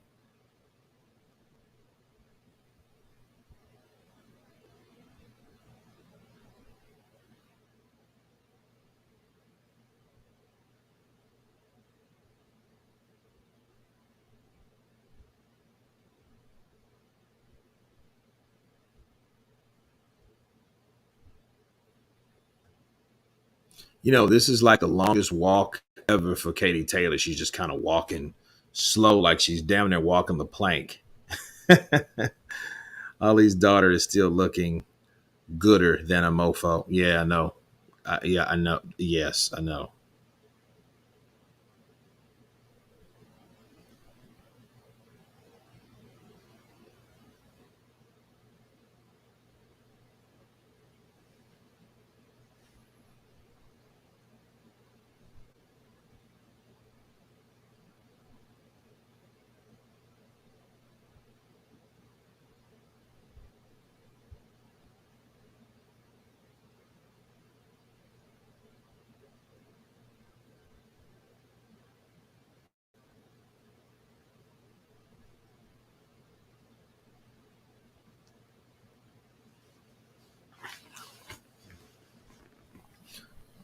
Say, who's Ali's daughter? Is that what I'm hearing? Who's Ali's daughter? Well, he has a lot of daughters. He has 9 kids. He's fighting a Barra now. So, and a lot of times these fighters, they come in and they like to press the action because they know, like, who would like that? Who would like to knock out Ali's grandson? Hell, who would like to do that? Anybody. I knocked out Ali's grandson. He ain't nothing like his grandpa, but I knocked his ass out, though. It's crazy, man. Yeah, he's in there with somebody. I don't know. I mean,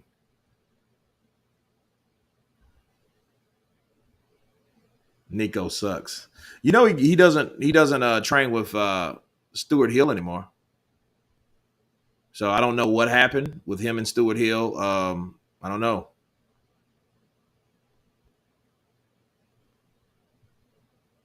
I think this is his 5th fight. I mean, he had a tough go last time. Look, she's just making it there. She is just making it to. But listen to this crowd.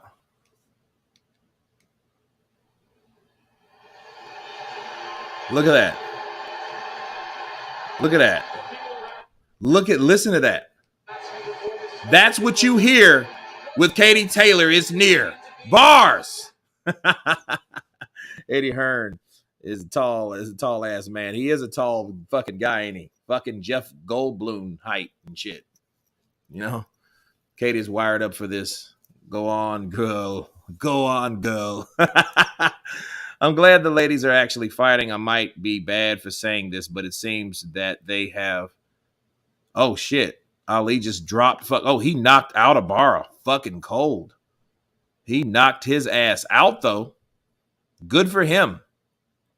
Good for you, nephew. Yeah, he knocked his ass out. Wow! All I seen was on the ground. Yep. Those are the women of Ali. That's Ali. I'm pretty. I'm a bad man. I make pretty women. I get with pretty women. I make prettier women. That's how I do. And all my women can fight. You better be worried about the bite because my women can fight.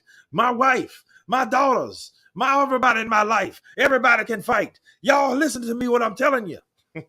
My illegitimate kids can fight too. Pop, drop that boy. That was quick. That was good. Fucking dad looks like Steven Spielberg. But he had a good time, didn't he? Making him, I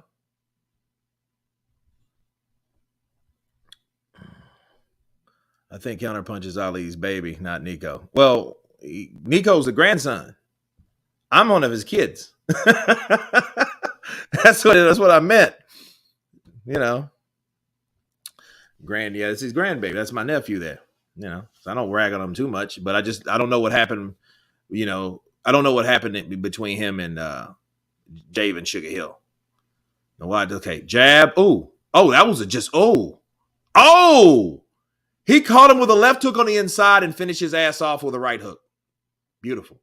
Caught him in the left hook. The guard wasn't tight enough. He gets caught. Boom. Good night.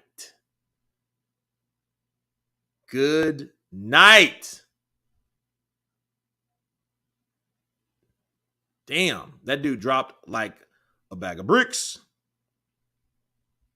He is no longer in the mix. Bars. Stuart Little, I'm talking about the guy, Ibarra, that Nico Ali Walsh knocked down. Yeah, call me Kurt Clay. Call me Clay. Yes. Sugar Hill probably told him he sucked. He probably told him he needed improvement. And then, and he probably disagreed based on the last fight because that's the last fight. All of a sudden, Javen was gone. All we heard Javen do was, hey, you know what? This is it. That was a good knockout, though. Great for the highlight reel. Yeah, he took him out. That boy was like, oh. He got up like, oh.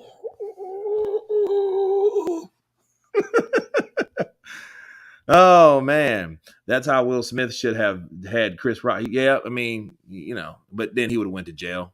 Then Chris Rock, If Chris Rock would have stumbled, fell, or something like that, and had to get himself up to compose himself, he would be too embarrassed not to do or to press charges. Let's just be real. I think it just happened so fast. He goes back and he sits down, And I think if Will would have not outburst like he did, we would have saw a different result. If he wouldn't have said, "Keep your name out, my wife's name out your fucking mouth." I'm like, if he would have not said that, Serrano looks pumped up. She looks ready to go. Rock has a chin and Smith got scared. Never seen Katie so up for a fight in her pro career like she is possessed, ready for the war. I'll say this. You know who should be there? I'm gonna keep it a buck. Anthony Joshua should be there. Chris Rock 9 brothers would have jumped Will. I bet you they still want to. He better not walk in a fucking bar or something.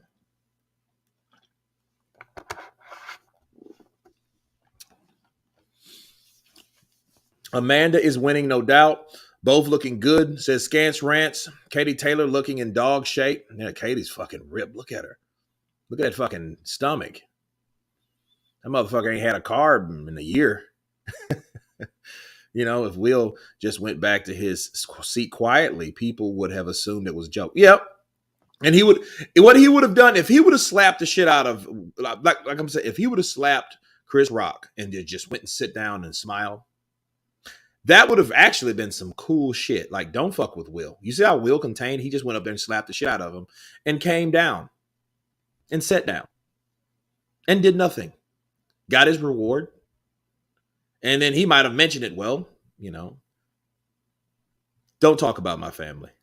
Thank you guys. Have a good night. Love you all. And left. This would have been different, but he had to do that I am legend shit.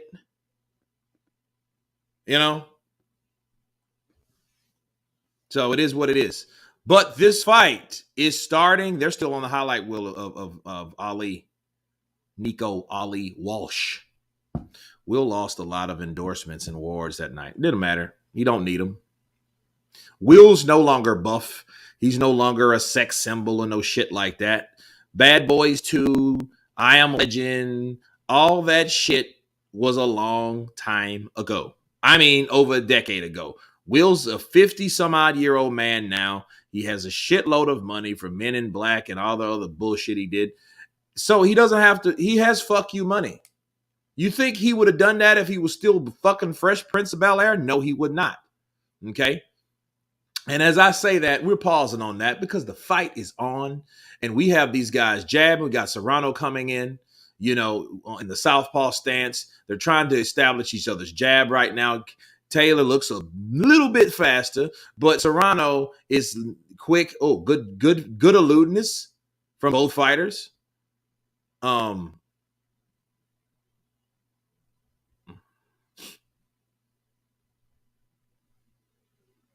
good jab upstairs.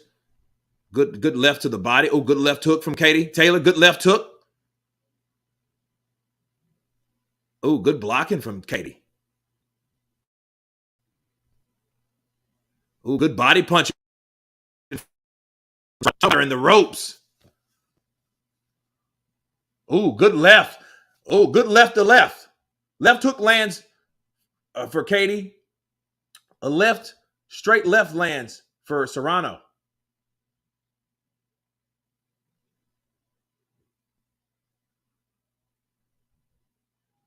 Oh, that looping left is landing for Serrano. I think that's the second one that landed pretty flush on Taylor.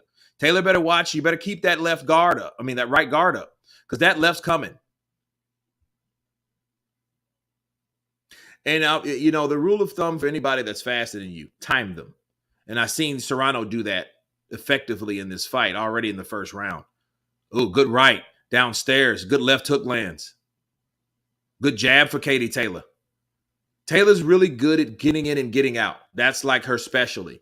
She gets in, she gets out. She's quick at resetting. I think that kind of buckled her from a right hook from Serrano. Wow.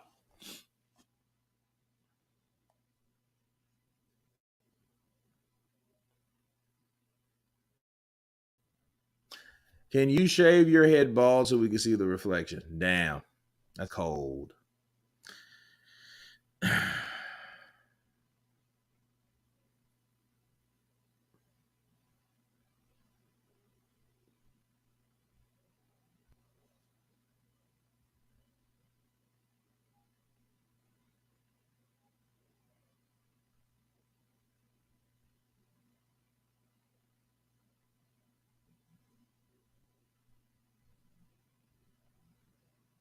Tom Cruise, Top Gun Maverick. Okay.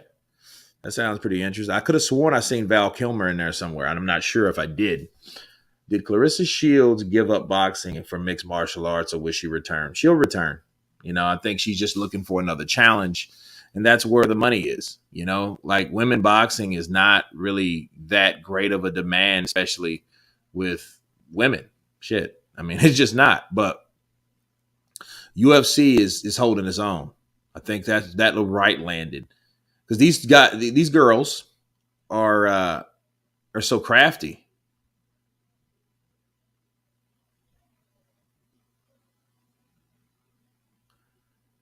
They were doing they were doing a lot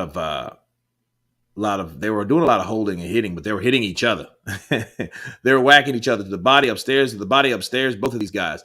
And I know I was like, okay, I'm not tripping, but is Katie Taylor's nose bleeding? Oh, good right. Good right by Katie Taylor. See, Katie Taylor's more composed. She see, she knows. Let me get my punches in down there.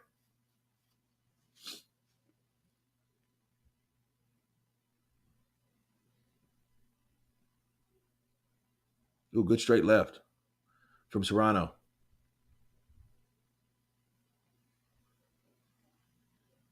Ooh, good left from Katie. Ooh, good left hook from Katie from Katie.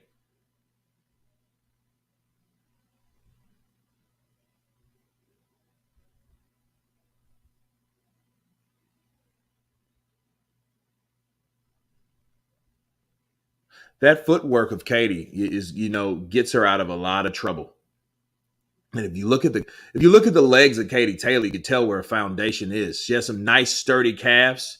Ooh, good straight left for Serrano though, backing up Katie. Katie did too much moving without punching. You can't do that in front of a guy or a girl like Amanda Serrano. Good fight. Hey, this is a good competitive fight. Notice that the first round, some blood from the no. Okay, yeah, I know I wasn't tripping. I'm like, I do see blood.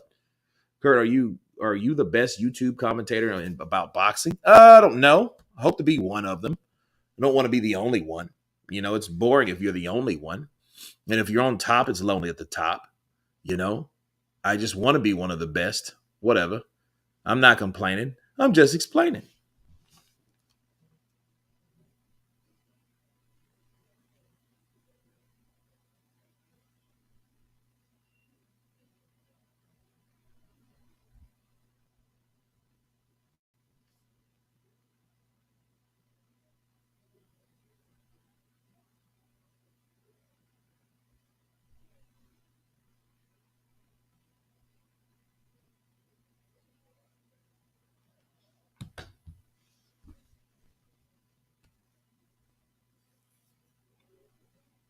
But I know it's these winging lefts that Serrano would come around with. Because when Kater comes in, she's pip pip. But see what happens if anybody that throws a 1-2 like Katie's signature is that 1-2. If you notice, Katie will bounce around, she will throw that 1-2, or she'll throw a straight right at a southpaw. Okay.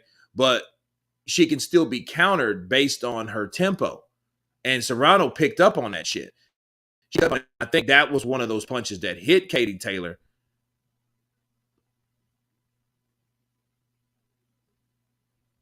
You know something crazy? This is the same referee that referee Joshua Ruiz won.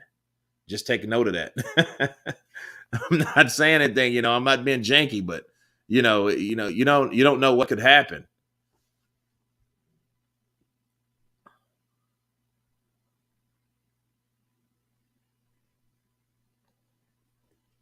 No, this is it's a 10 rounder. Yeah, it's crazy. I mean, if you're gonna do okay, they're doing 2 minute rounds, right? So if you're gonna do 2 minute rounds, come on, man. You know, I mean, at least have it 12. You're already chopping a minute off. Oh, good left lands. 1-2 lands for Katie Taylor.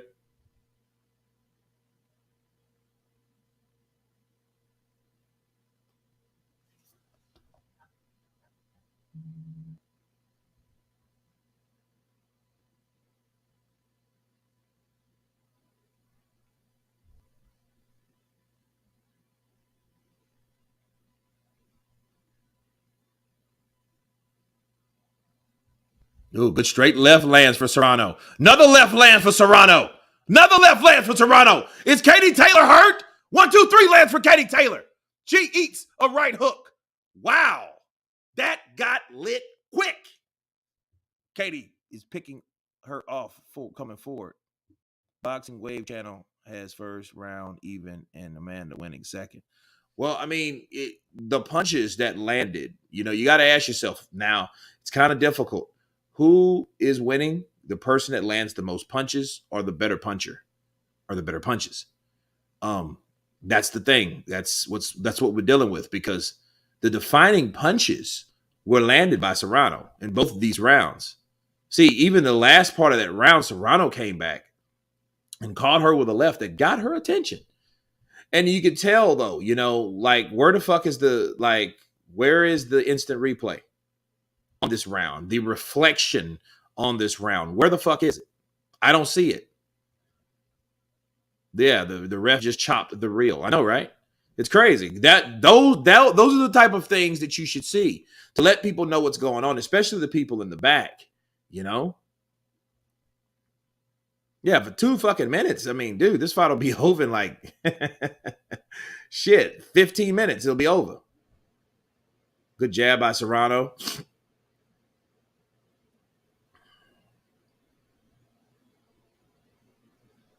Oh, good body punch by Serrano. And Serrano's playing rough on the inside because she knows that Katie Taylor is a sharper fighter.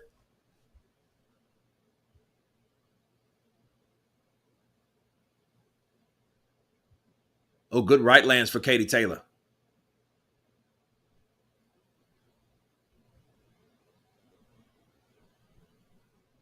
Oh, good left lands for Serrano. Good right uppercut lands for Katie Taylor in the clinch. In the clinch. Ooh, good straight left lands for Serrano. Good another straight left lands for Serrano. Good right lands for Katie Taylor. Katie Taylor lands another right hand. Another left lands. Squeezes through the guard by Serrano. Ooh, good 1-2-3 combination upstairs by Katie Taylor. Katie has a cut on the right side. I don't know if Katie's all right. She looks like she's kind of, I don't know. She's like, I don't understand. Like something happened. Did she get headbutt? But it's an abrasion over the right side on her forehead.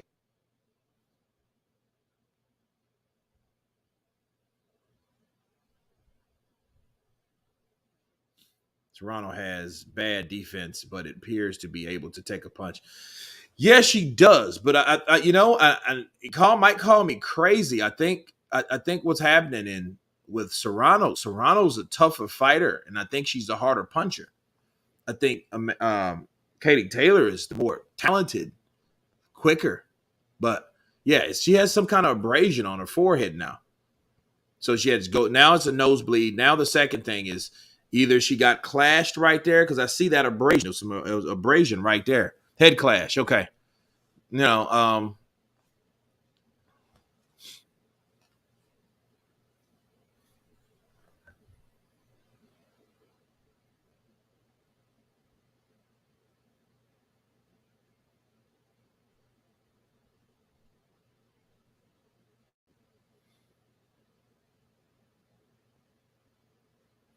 And see, here's the thing. Now they have a replay on one that they could, you could tell how biased the network is though.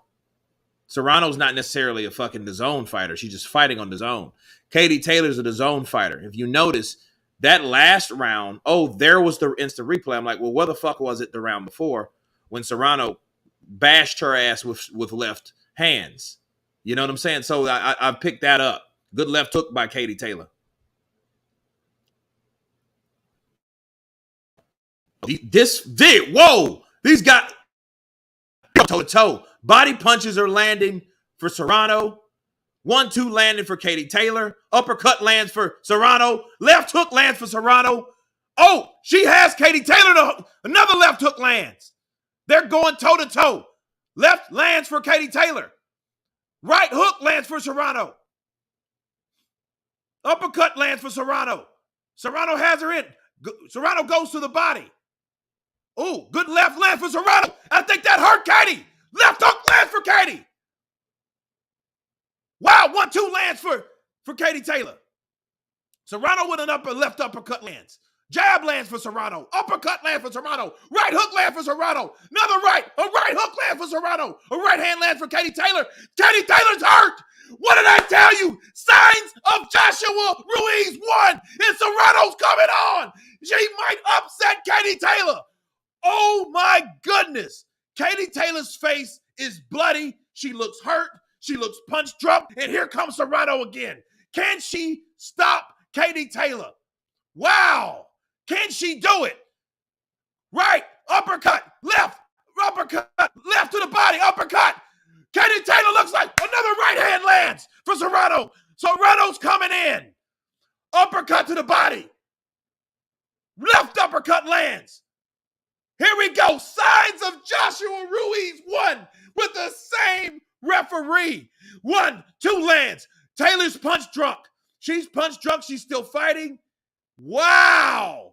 What a fight. If I don't see an instant replay, I'm going to fucking crack. Because we need one. We need one.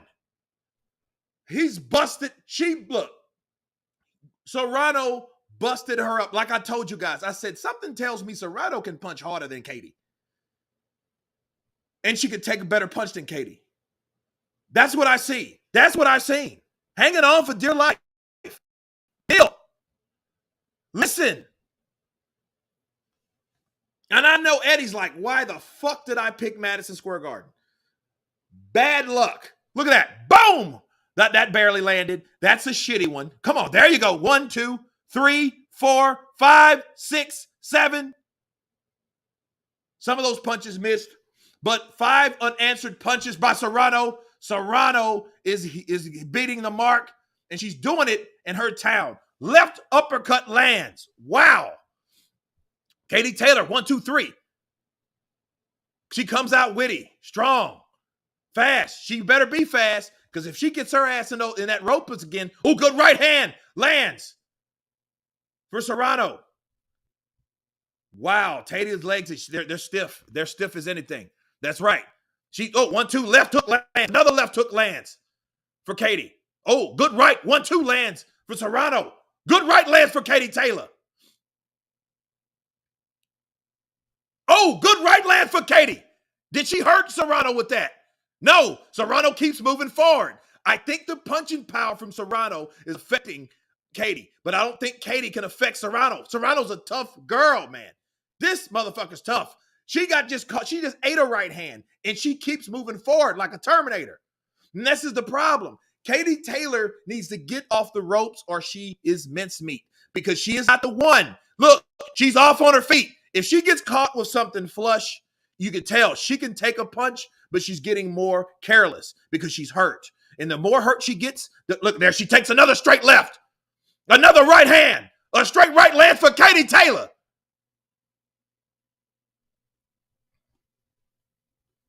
Oh, another straight right lands. Serrano shifts and changes stances and lands a right. Back.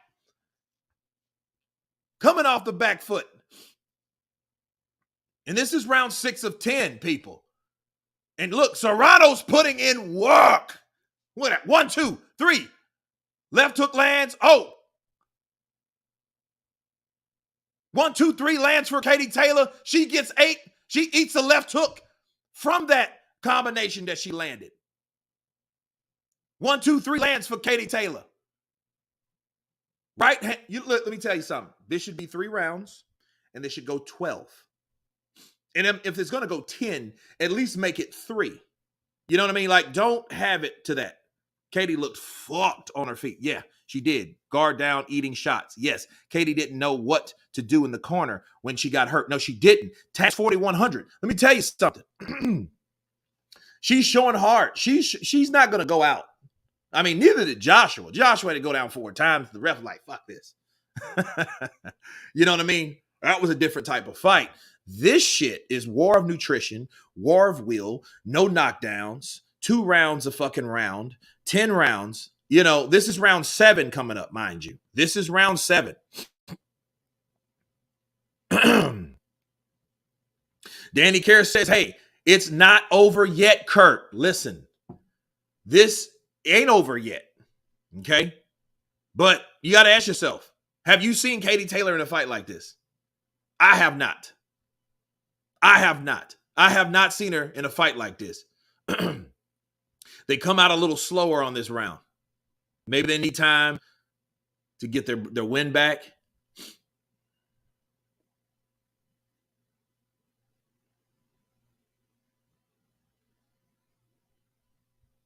Kurt, your commentary is so good. The only thing they're missing is you saying back to you, Jim. I know, right?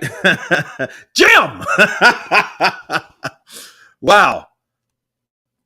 Yeah, this round is a totally different. They're slowing it down.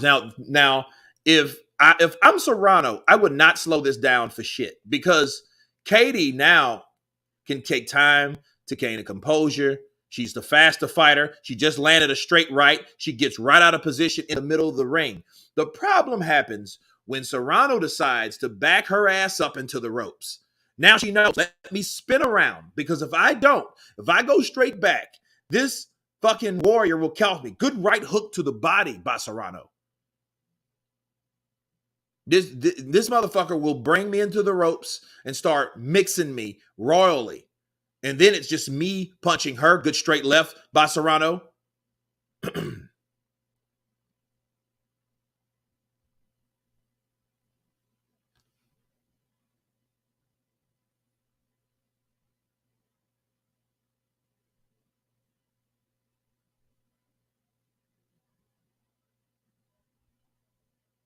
Ooh, good right hook lands for Serrano. Ooh, good right lands for Katie Taylor. This is a pretty even round right here. Ooh, good left to the body by Serrano. Ooh, good right by Katie Taylor.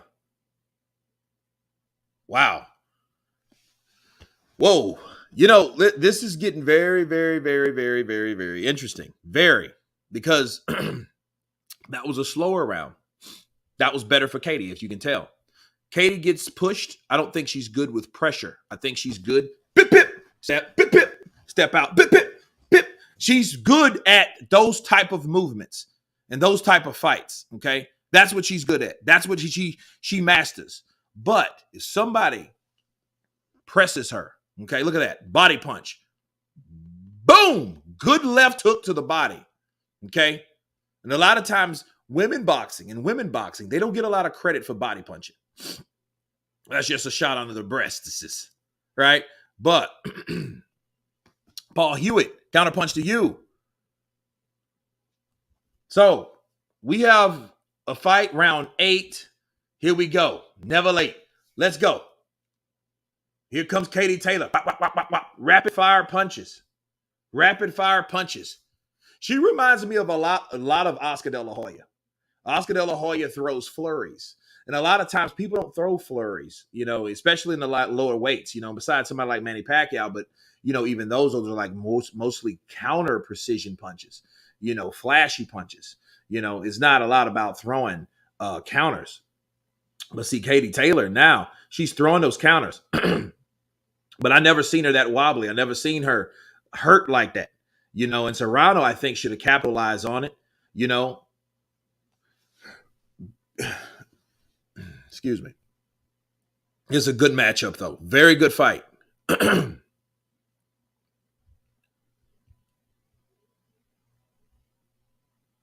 They trade rear hands in the clinch. I just hope the judges do a fair justice, Kurt. Whoever deserves to win should get the result. Danny Care, I don't believe that shit. I believe that, but I don't believe that's going to happen. Let's just say that.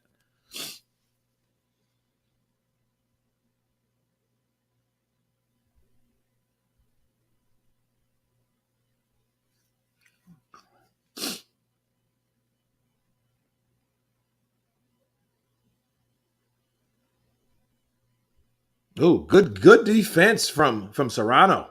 I think Serrano hasn't got a lot of credit for the defense of avoiding those quicker, rapid fire shots from Katie. Oh,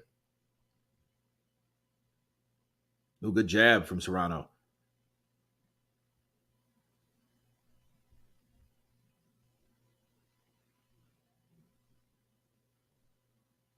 Ooh, good left uppercut to the body by Serrano.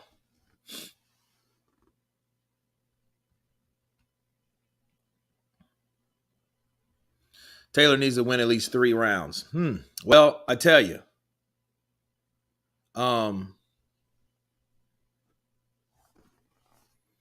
this is a tough fight. I mean, it's tough for the score, especially the early rounds, because everything is going to become a factor. Hopefully, you know, if women had more power, this fight would have been over for one of them. Yep, that's true.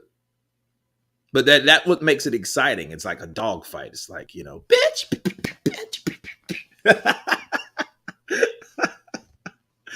Oh, if women.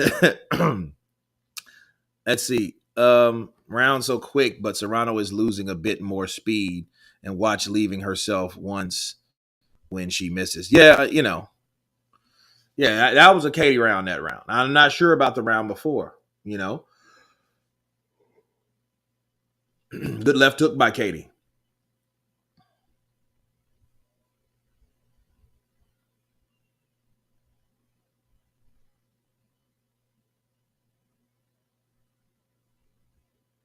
Ooh, good left hook by Katie Taylor.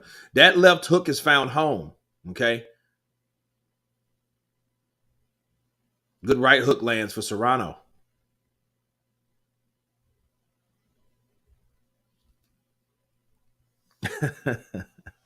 um, they're just swinging. See, now Katie's starting to turn her. Now this is where it gets interesting because see now Katie's starting to establish good left though by Serrano. Serrano needs to close the distance. She needs to cut off the ring. Stop allowing her to do that. She's a step behind. She's following Katie. That's a bad move. She's supposed to cut Katie off like she did earlier. Okay. Punches in round 8. Serrano landing 126, Taylor landing 103. Wow. I don't know who's winning this because, it would have been more interesting if Serrano would have got a knockdown.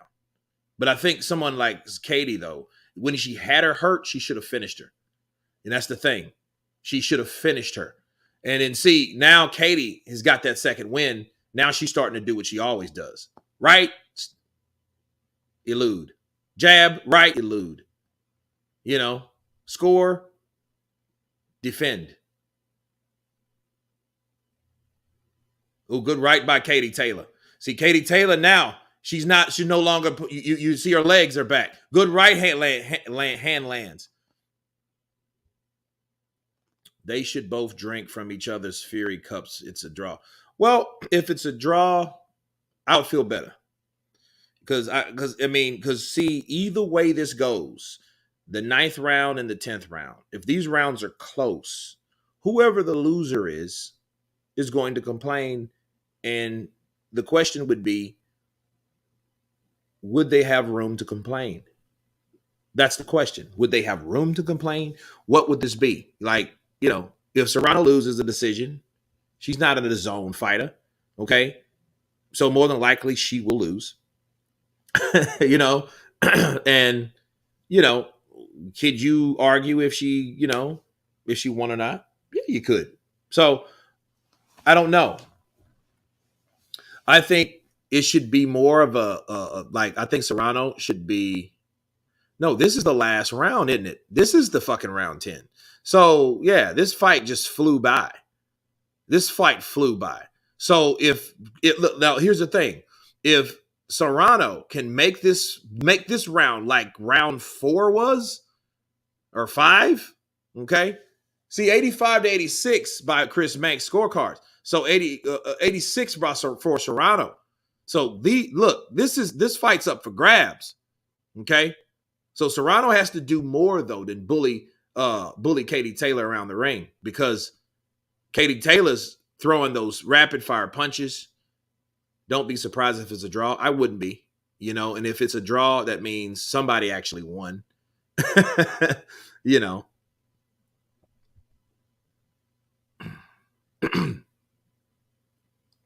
Now, see, they should keep an account. Those punches, the two left hooks, or the two left hooks and the left uppercut. 1-2 lands. Serrano's cut.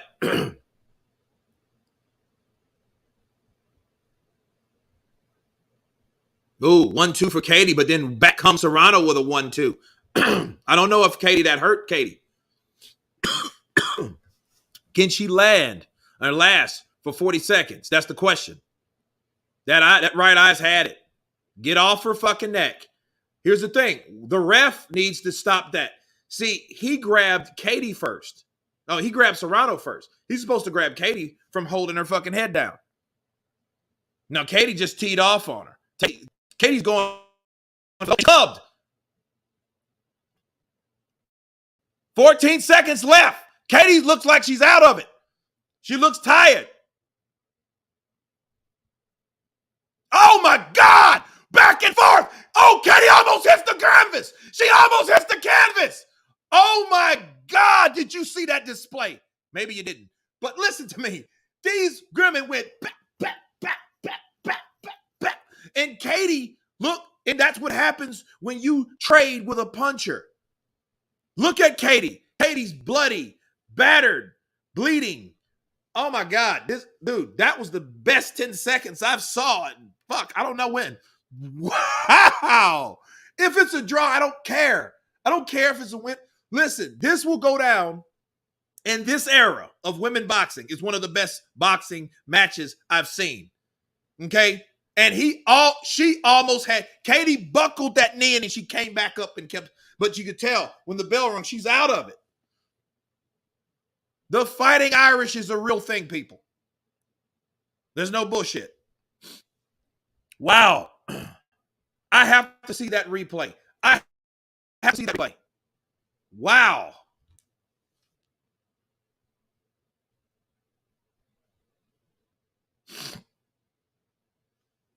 I have to see that. Bring it in. Let me see this. Come on, show me the replay. Don't bullshit us. And don't take 30 minutes. Here we go. Check this out.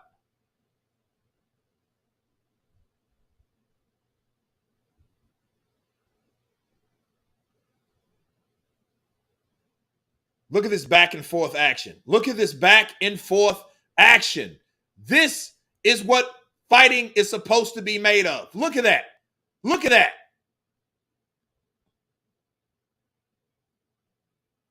Wow. Wow. Both bloodied, both bleeding, battered. Wow. Tell my girl, but that Taylor's a dog. Better than I thought. Scance Rants. Look. There's no bitch in her. New Boxing Mafia movie, The Serrano. Serrano's my girl. What you saying, Kurt? Are you down for a draw? Sounded a great fight and a great commentary. I don't know. Let's see.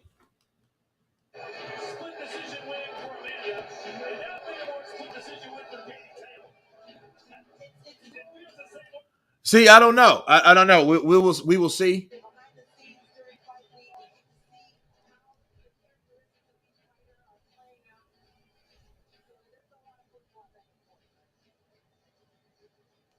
So let's see here.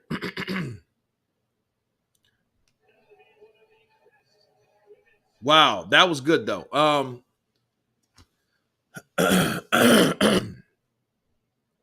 We have to see here. Let's see what happens. So we have to wait for the decision. Katie was more hurt, in my opinion. Yeah, Katie was more hurt, in my opinion, too. Yeah, they got to run that back.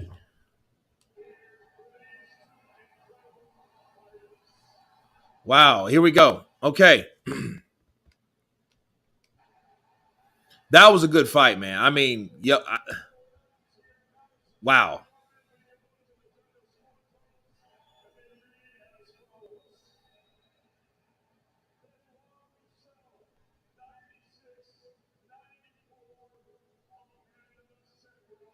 $96.94 for Serrano. First scorecard.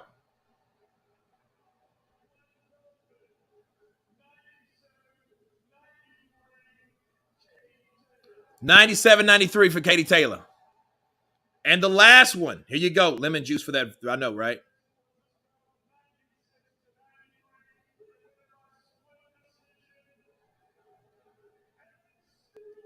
Katie Taylor. She wanted the decision. Now, the question you ask yourself, and everybody's going to say that, who deserved that fight? Should Amanda think she won? Should it be ran back?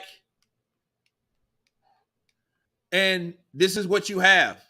And look, Katie was in trouble. People, we know Katie was in trouble. I would have felt better if it was a draw so they can run it back. If I would have seen the buckles, if I would have seen the hesitation, if I would have seen the stiffness of the legs of Katie Taylor, something I haven't seen before ever, I would have been okay with this. Because it would just been another tough fight for Katie Taylor. But I seen the difference in the punching power. I seen the difference in the opposition. I seen the difference in a lot of stuff tonight.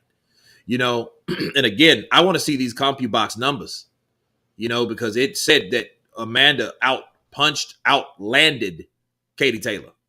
Okay.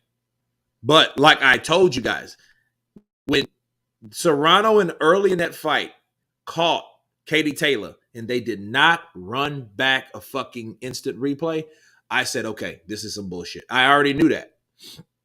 I said, no, that's biased. Because had that been Katie Taylor catching Serrano, that shit would have been the first thing they wouldn't even be looking at the corner. So, but again, great heart by Katie for not taking that knee. She didn't bend the knee. She kept fighting. She kept, and it was a split decision. It wasn't like, you know what I mean? You could say, well, 97, 93, 96, 97, 93. It's, it was a very good fight. Very good fight. And I want people to understand something. The fight, listen, Katie Taylor is a DAZN fighter. Okay. You have to know that. We have to know the ins and outs and the reality of boxing, the sport that I love, that I hate so much. But you cannot take away the essence of this fight. You can't do it.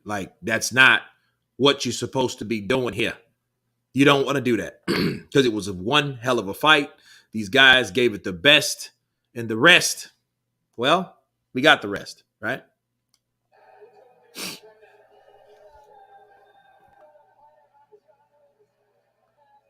Just giving her credit.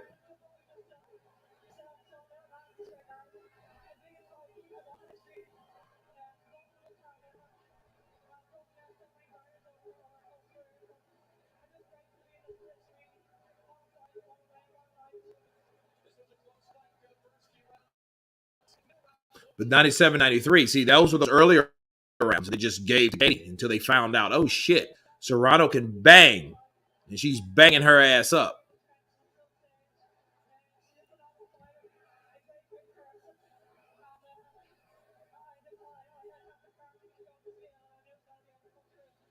Because Serrano was, I mean, don't get me wrong. The fight is back and forth action, people. You know what I mean? The type of shit they were doing, like that is like some classic movie shit. Okay, look at my throat. I got to get some lemon, got to squeeze in some water, got to take it to the face because I have another fight to take place to counter.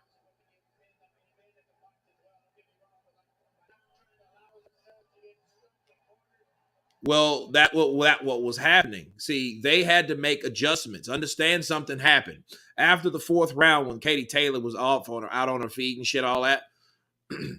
They told us stay the fuck off those ropes because Amanda will bash you.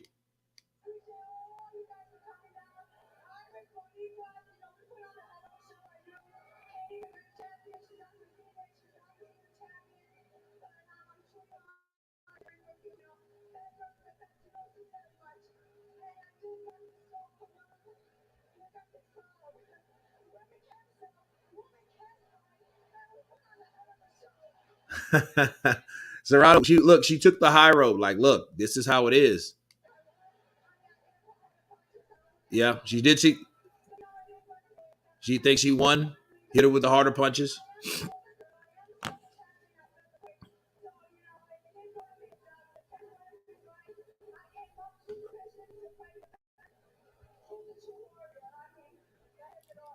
Hey, so she spoke her piece. Like, look, she wants some of that early rounds, not all of them, but Katie.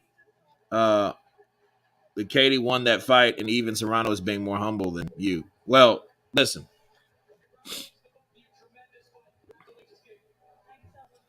you can't take away from the fight. The fight was a great fight. So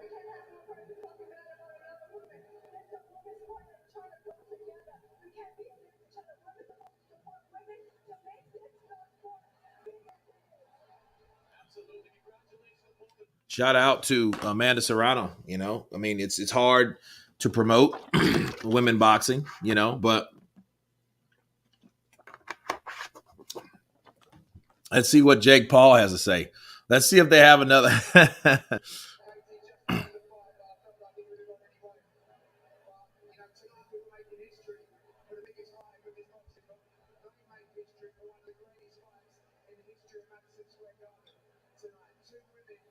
I had a feeling that shit was going to be more like Joshua Ruiz. I see a big rematch. Yeah, you're gonna need one.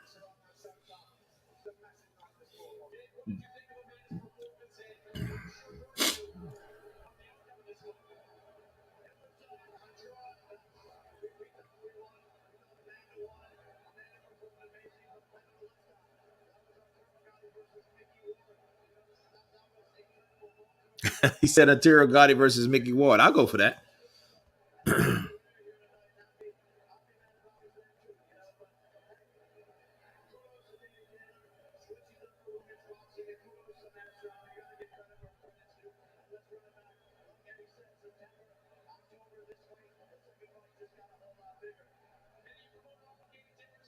So those are the two takes.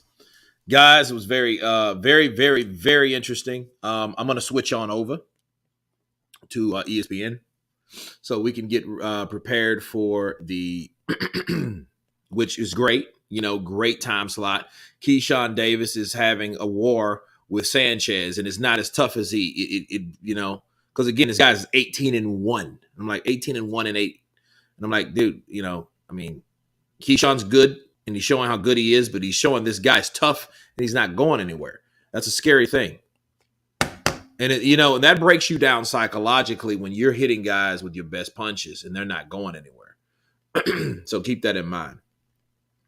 But I'm gonna take a little break in between so we can get ready for Stevenson Valdez. So stay tuned for that. And I will be back as time permits so we can talk more about this Katie Taylor-Serrano situation.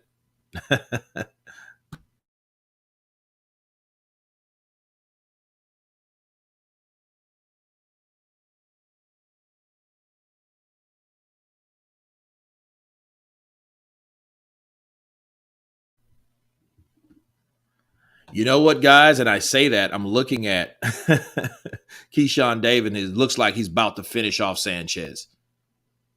Because Sanchez looks like he's had all he can handle at this point, round 6 of 8.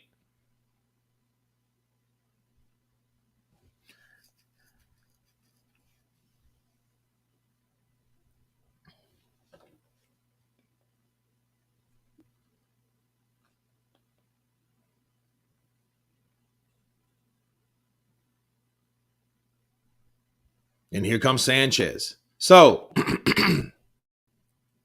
I'm going to Jake trying to hide the chin behind the beard. Yeah, I know that chin is fucking huge, dude. What are you doing? But anyway, let me take a small break or whatnot. I will be back so we can get prepared for Oscar Valdez versus Shakur Stevenson. Give me just a second. I will be back.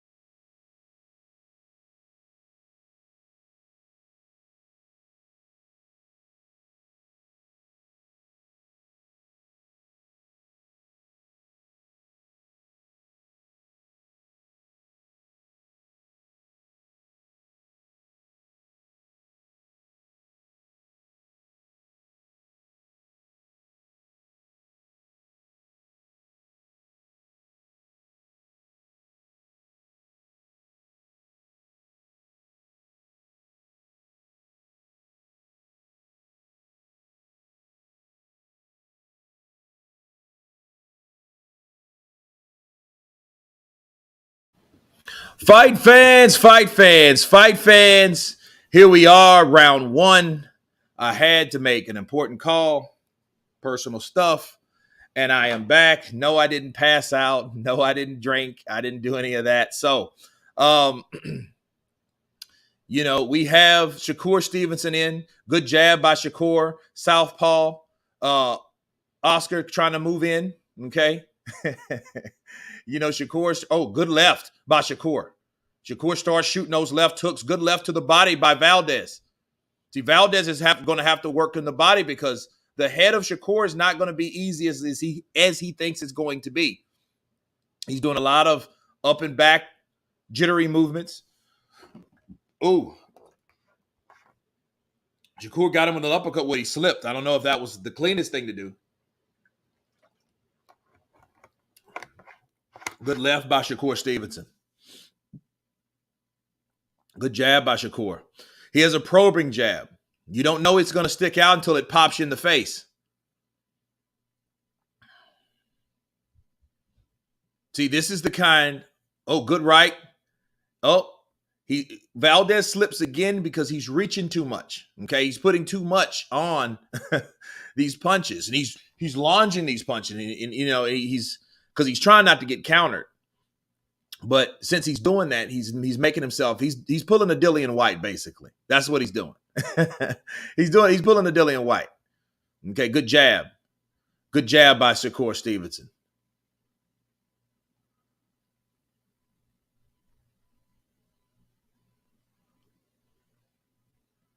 Yeah, Valdez, you could tell Valdez is a slower fighter. His punches are way slower than Shakur's. I expected this, just based on the pedigree. Valdez is accustomed to fighting guys that wing shots. Even Conceição, when Conceição decided to show off, that's when Valdez at least started to pick up the pace. See, at this point, he's trying to be aggressive. He just doesn't know how. Okay, so you have Shakur catching him with that jab. Ooh, good body punch. Good body punch by Shakur.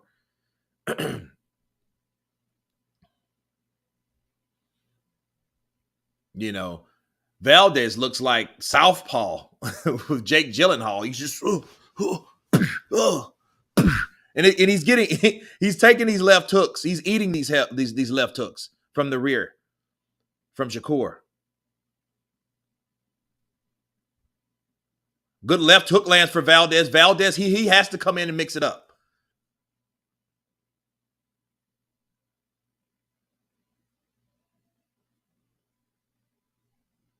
Okay, Valdez is dipping too low, making himself smaller. Yeah, he's trying that Arturo Gotti shit. So it's crazy. It's crazy.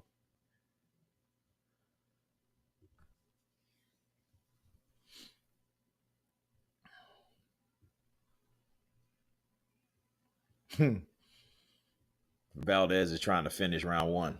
I mean, he's trying to throw something hard, and I think he needs to work more on the body, cutting off the ring, and avoiding the jab and the straight left. Because see what Shakur, he might throw it, he might wing it, he might go down to the body with it, and it's really, and the reflexes from Valdez, he's not faster, so he needs to work on the body work and timing. Okay, so if he can time a good well shot, he can do well. I think he should try to jab more with Shakur. Okay, he's trying to figure out Shakur's range and timing on that left. He got to give that time. Yeah, he does.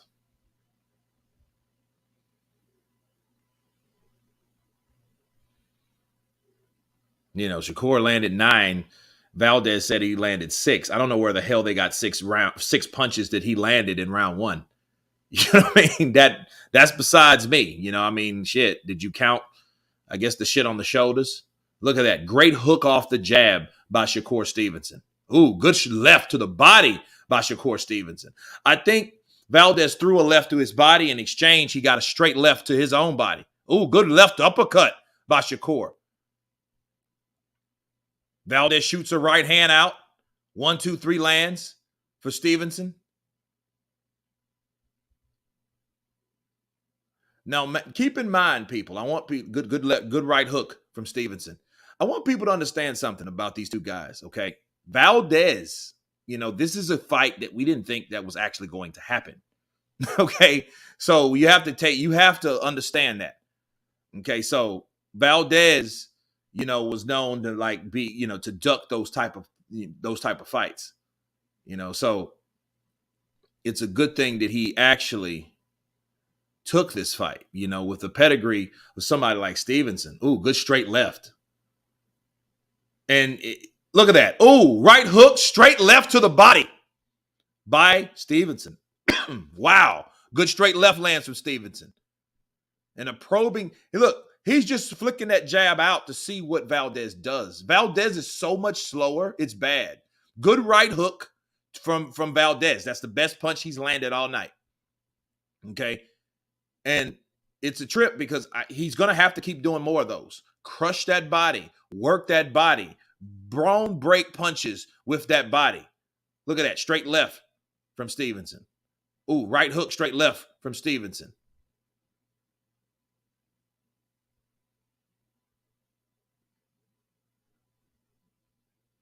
Good body work.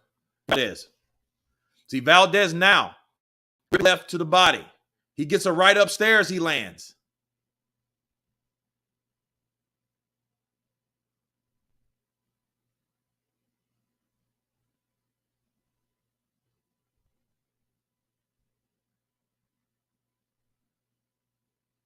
He's hurting Stevenson to the body. I mean, that right hand, he landed. I mean, he has to pick his shots because Stevenson, is no way he could outbox him. He's slower. He's not the better boxer. I mean, we're looking at this right now. He's getting picked apart. For every punch he lands or grazes, Stevenson hits him with 3. So this is what we're having. Okay, so,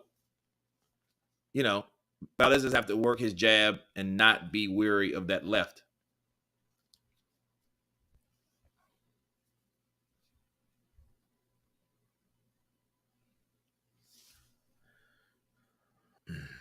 Shakur needs to keep his mouth closed and stop opening it. That's true.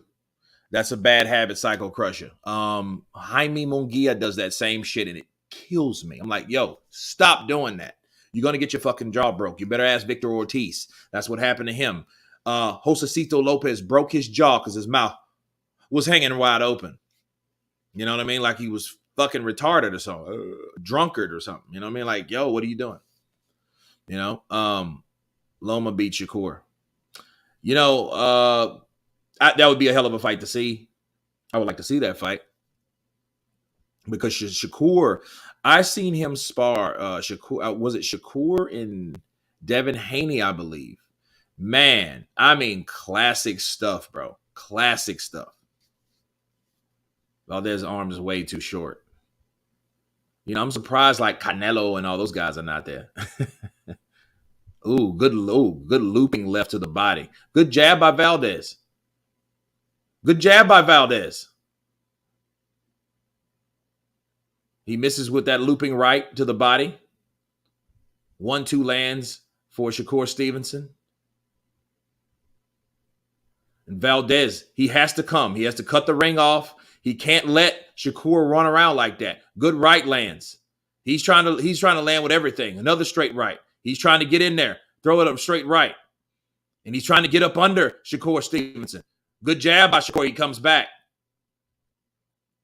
And I think Shakur has to be careful because, like, I don't care for favorite fights. This is a Valdez-Stevenson fight, okay?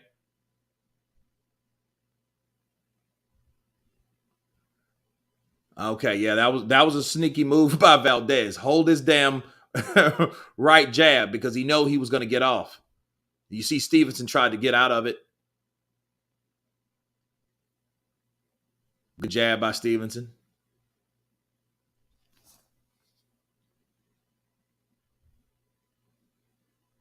Good parry by Valdez.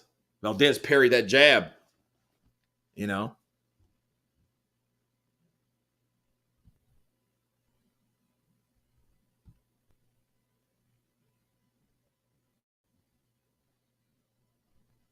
Oh, good straight right by Valdez.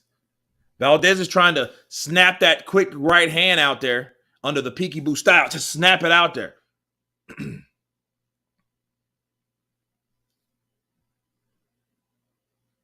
But you know, it's crazy. Valdez's right side of his face looks already scathed, nice and scathed. But he's coming back with his right. Good right from Valdez. Here comes Valdez. Valdez has those. Look, he has those mitts up. He's throwing that right out there.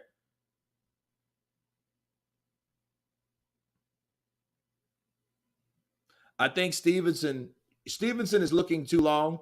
I think he should just if he has something, he should just shoot it because what Valdez is doing,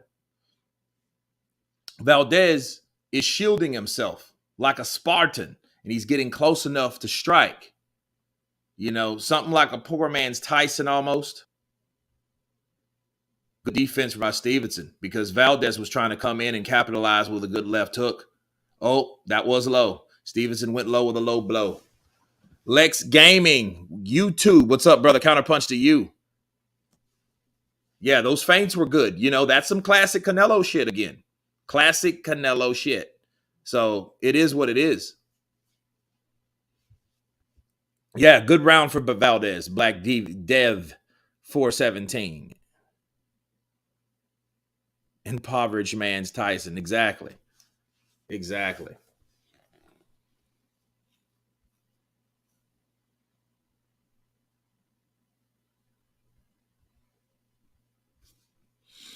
You know, good round for Valdez. I mean, he might have even won that round. And I guarantee you they gave him that round. And this is what happens though in boxing. I think what happens when a fighter shows improvement and he shows adjustments and he hasn't won a round yet, I think that fighter gets that round by default. And a lot of times these judges see that. It's like, okay, that was a pretty good round. Well, that was a better round. But does that necessarily mean you won the fucking round? Too close for Stevenson to go to distance. Exactly. Michael Fuller, I'm with you. It's too close. He should do Valdez like Floyd did Arturo Gotti. Or like he did Diego Chico Corrales. Because if he sits there and lets him do that, you know, get some good shots, has some moments, get some spots, bars. If if he lets him do that, that's what happens. That's exactly what happened. That's what's happening round 3.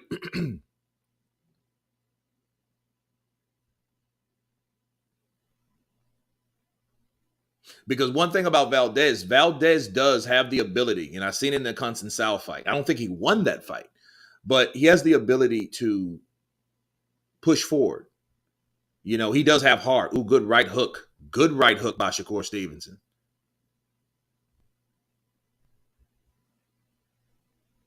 And see, now Shakur is working solely on the counter off the jab and is giving Valdez fits because he can't time the jab. Now he's starting with the feints and he gets popped with a straight left by Stevenson. Good jab by Stevenson. Ooh, good straight left to the body by Stevenson.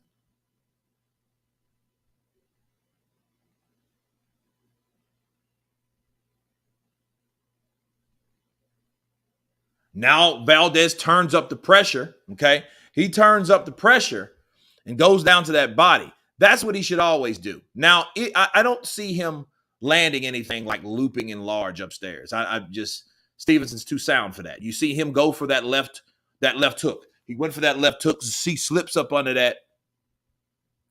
Ooh, good straight and a right hook lands. Ooh, good Mayweather like piercing jab to the body by Stevenson. Ooh, good. Ooh, round the guard, left lands. Ooh, good straight lands.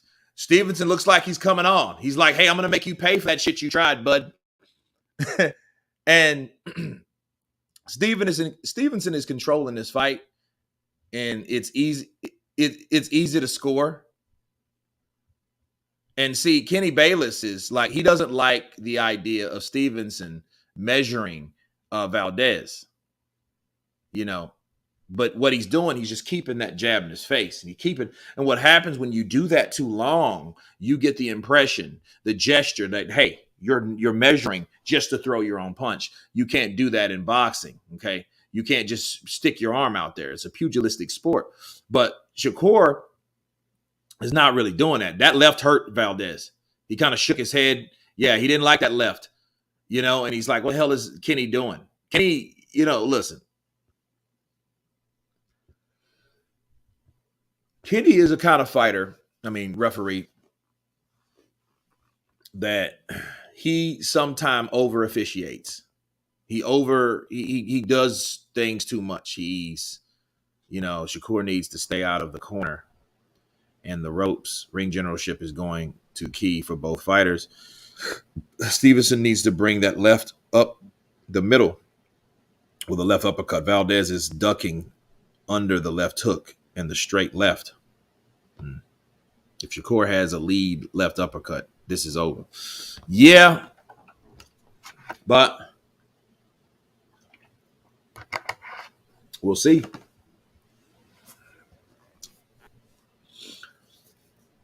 You know what I don't understand about, you pay for this shit and you still have to watch commercials like this shit is a free TV channel on live TV from Roku or some shit. This is round 5. 1-2 lands. So, he grabs his fucking glove. He grabs his glove. That's what happens. So when Shakur bring it out there, he fucking grabs his glove and holds on to it. Valdez is, man, this guy Valdez is something else, man.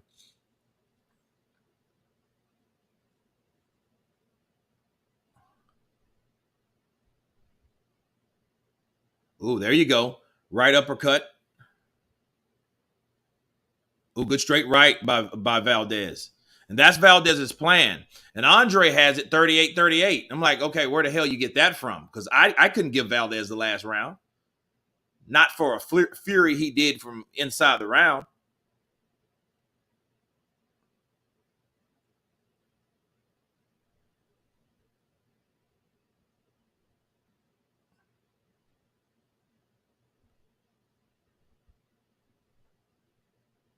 That was a good flurry by Valdez, though, because he rips through the body. That's what he's going to have to do. Anybody that's skilled like Shakur, you can't just beat him from the shit you're doing. If you notice, Valdez is not throwing a jab. He's throwing a straight lead right. Look how many jabs he's throwing. He ain't throwing any. He might feint, throw a jab. 1-2 lands for Shakur.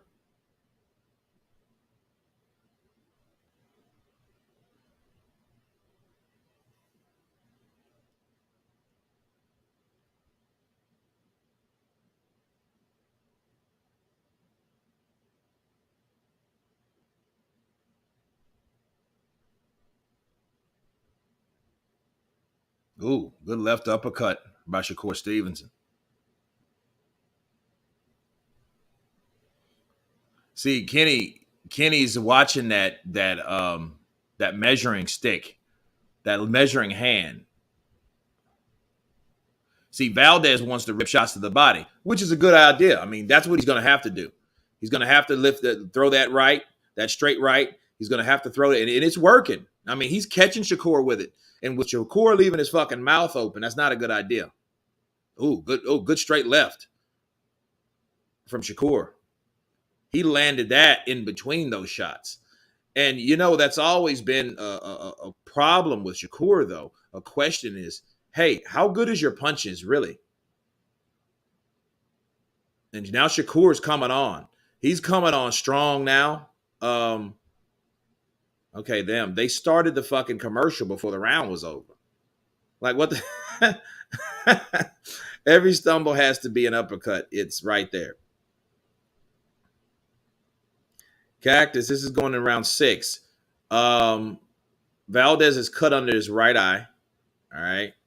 It's not a bad cut, but it's a cut. Looks like some, Cactus Jack is going in around 6.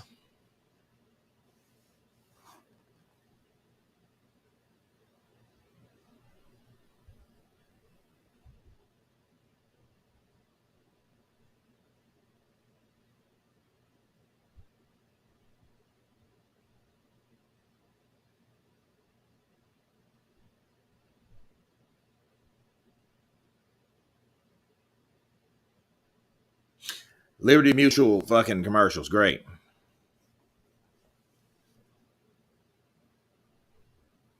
Okay, the fucking bell rung. Like, what is. Okay, that's. Oh, that's what caused that cut. Straight left, cut the eyes. I don't. What the hell is this? Really? They forgot his fucking mouthpiece? Who does that? You forgot to put them. That's the first thing you do when the fighter gets off the. Before he gets off the fucking chair, man. You put the mouthpiece back in his mouth.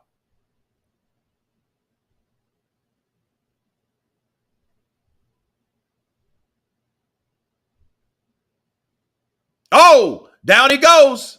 Caught him with a left uppercut. Now I could see why Oscar was like, what the fuck is this? Because he tripped, right? He tripped, and then Shakur came behind him and boop. That was the referee's fault. The referee should have stopped Shakur from doing that because he hit the canvas. But let's face it, this wasn't the first time he done that. Okay, he's been slipping and throwing and tripping and shit all night long. Okay, he did that twice in the first round. You know, and in both times, Shakur didn't show him no fucking mercy. Why? You protect yourself at all times, and if you can't, that's what the referee's for. That was the reason for the referee. Now Shakur is beating the shit out of him. I mean, he's really putting it in. Oh, good left hook from Valdez. Good left hook from Valdez. That was a little low. I don't think the ref saw that, but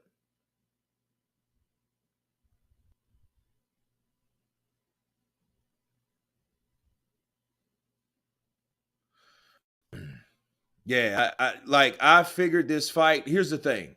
Look at it. Straight left lands for Shakur. And Shakur opened up a can of whoop ass after that. And I think what happened, Valdez was like, what the fuck? Oh, that straight right knocked Shakur Stevenson back.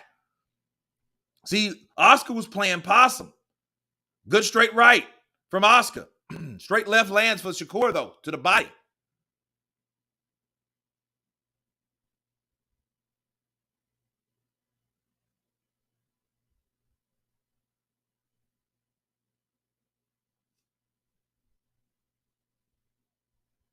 Wow.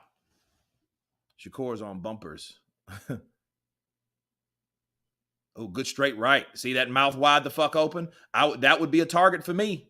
You got your mouth open like that, open like Shanae and Living Color and shit. That ain't gonna work. You know? Left hook. He throws a left hook straight right. Lands for Valdez. Oh, that was a nice one. He pulled the guard down. He's pulling the guard down of Oscar Valdez. Nice little tricky Lomachenko like shit he got going. Oh, that was low. That was low. That was low. Well, where are you, Kenny? Like, where are you, Kenny? Kenny, where are you? And he throws, he misses, he falls into the ropes. Well, you know what? No, that was actually legal, bro. He swung. He threw himself off balance like Dillian fucking White. He gets caught with a right uppercut, and from that right uppercut, he falls. Now, the ref should have still like, okay, he's off balance. He could have jumped in like he does all, Kenny Bates like, wait. Okay, you go. Yeah, Kenny's doing some shit. I mean, those low blows, I don't think he said anything to Shakur about them. And it's kind of weird. That was some weird shit. You know what I mean? I mean, like the one he just landed on Valdez, but let's look at it like this, man. This is the sport that I love that I hate so much. And I say that because it's a love-hate relationship with the sport. See, one day you might be the favorite. The next day you may not be the favorite. Okay. Good right punch to the body, man. Uppercut to the body by Valdez on the inside. He's going to need more of those. Because Shakur is picking him apart. Straight left, right hook, and he throws those, he just, he catches him. And Valdez has to create something. He has to create something because if not, look at good straight left.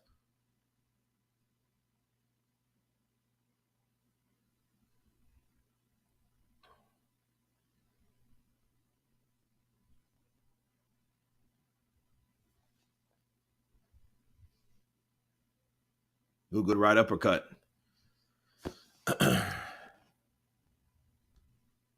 Punched his junk off. Yeah, I mean, he knocked the shit out of him, and I'm like, okay, well, those were kind of low by Valdez. Now, if he'd have said something with Valdez, I'm like, okay, what the fuck is this? Because there's no way you could be telling me that that's what it's supposed to be. You know, okay, that right uppercut lands. Oh, good straight right lands for Valdez. Oh, good right lands for Valdez. Wait. Okay, he breaks him up. Okay, I didn't understand that. I didn't understand why the fuck did Kenny Bayless come in there when Oscar landed a good punch. Yeah. This is some shit that I was telling you guys. This boxing is the sport that I love that I hate so much. Okay. Some people, you're favored. Some boxers are favored. He's favored. Okay. That's how it appears. But wouldn't Valdez favored in the Constant South fight? You know what I mean? From scorecards to commentators to the way they looked at how that fight was. And I'm like, dude, that motherfucker did not win that fight against that Brazilian. I'm sorry. Constant South. Now he's just getting ate the fuck up by Stevenson. Now, the thing is, he's already got a knockdown against him. You know? So it's going to be some controversial shit already. So, you know, and how many times you got to warn Shakur? See, if Shakur keeps that shit, that measuring shit in, because what happens, he doesn't like, I'm going to tell you, Shakur doesn't like the straight, faint right, because it's kind of hard to time, because Shakur Stevenson shoots that out there. And Shakur is trying to fight. You can't hold his head down and punch him. Where the fuck was the ref with that? Shakur did this and hit him. You can't do that. You know what I mean? You can't put someone in a defensive stance like that in a position and then punch them. Where the fuck was the referee at? You know? Yeah, I know what you meant, Cycle Crush. His straight right is working. He's just not doing enough of them. I think what he should start doing is going down to the body with that right. Start zooming and then loop upstairs with something. You know what I mean? Because, yeah, he's successful with that straight right. You know, so battle rifle. I mean, it has to be Stevenson. If it's not Stevenson, you know, this fight's just, you know, this is bullshit. But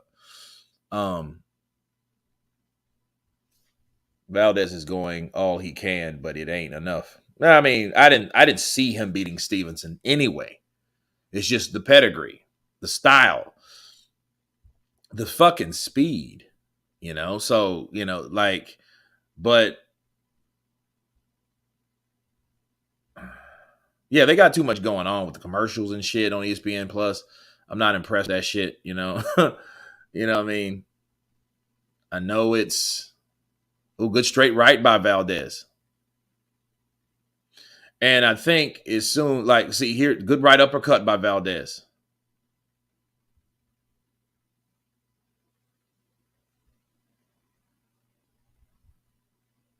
Ooh, 1, 2, 3.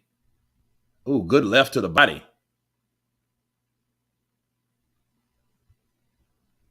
Valdez is like, what the fuck? He hit me on the break. You know what I mean? That should have been addressed.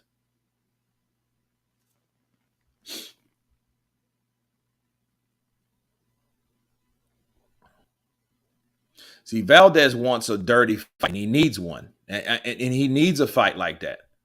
Okay, that is a left to the body. That was low. That shit was low. So, like, where was the warning from the ref? I mean, you got to be fair about this shit. I mean, I don't really care for Oscar, you know, alleged cheat and all that shit, but this fight ain't refereed right. I mean, you see, he pushed him out, he shoved him off of his hand.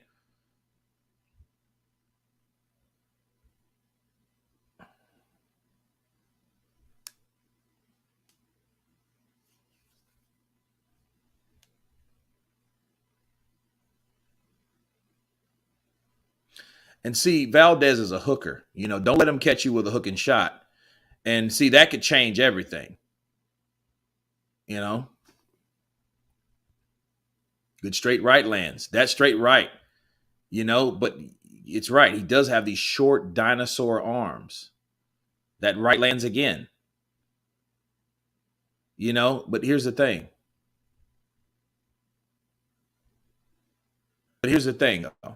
Okay. It's difficult for anybody that won't jab with a jabber. See all that shit Shakur's doing? What's stopping him from jabbing back? See, he's throwing a straight right, no doubt, but you have to throw something else besides that right because that's the only thing that you have him participating. Yeah, it's clever when you land it, but he's not landing enough for it to be effective, especially with someone that is throwing right hands, lefts, right hooks, straight lefts, all this type of shit that's happening in this fight with Shakur. Shakur is doing everything that he really wants to do. Oscar is doing thing. Look at that. Why didn't he jab with him? He's trying to just throw a counter. That's not going to win you a fight. Valdez is a hooker, then his pump is beating his ass. Pimp is a hook. He's a hooker. I got to put that on that. Yeah, man. I mean, they're doing a good job with that eye. You can't do that. Can you leave your arm out there when throwing a jab? No, you can't. That means you're measuring your punches and you're blocking the view of your fighter. That's illegal. You can't do that. You can't do that. No.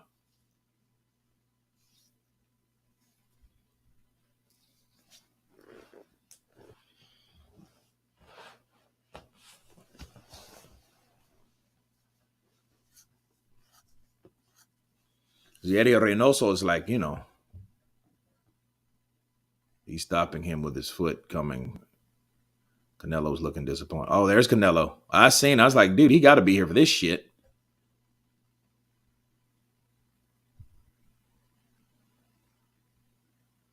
Well, it's funny. Canelo ain't stepped up there. Mira, cabrón, muévate. Mira, cabrón.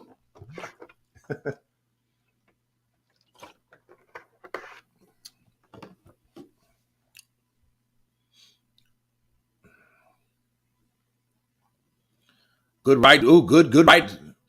Good right uppercuts to the body. Like, bow, bow, bow. And like Valdez, he's a good puncher. Oh, good left uppercut. I don't know if that hurt Valdez or not, but he snuck that shit in there and caught Valdez right on the right side of his face where that cut is.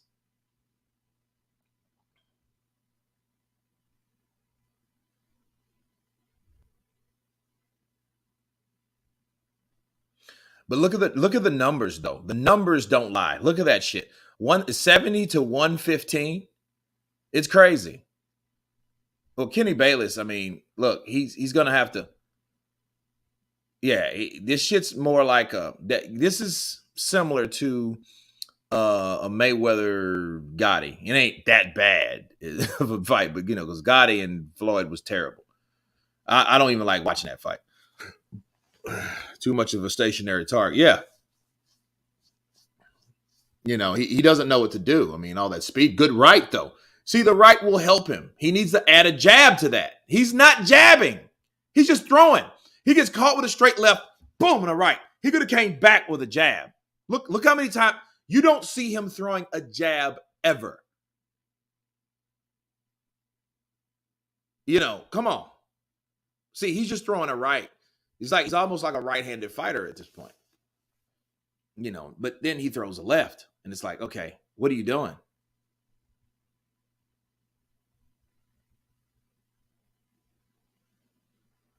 Yeah, this is 9 or 12. Oh, that's a 1-2. And it's a thing. Oh, good straight right. Good straight right.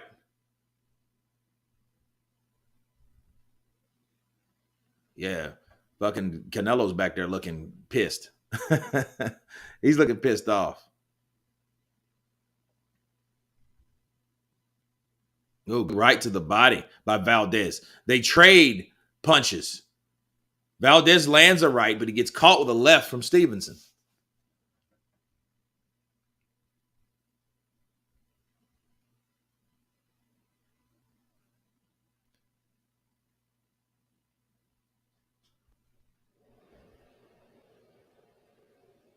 Yeah, I think the speed is bothering Valdez too much, and yeah, yeah, yeah. Psycho Crusher. He don't look like he's too, you know.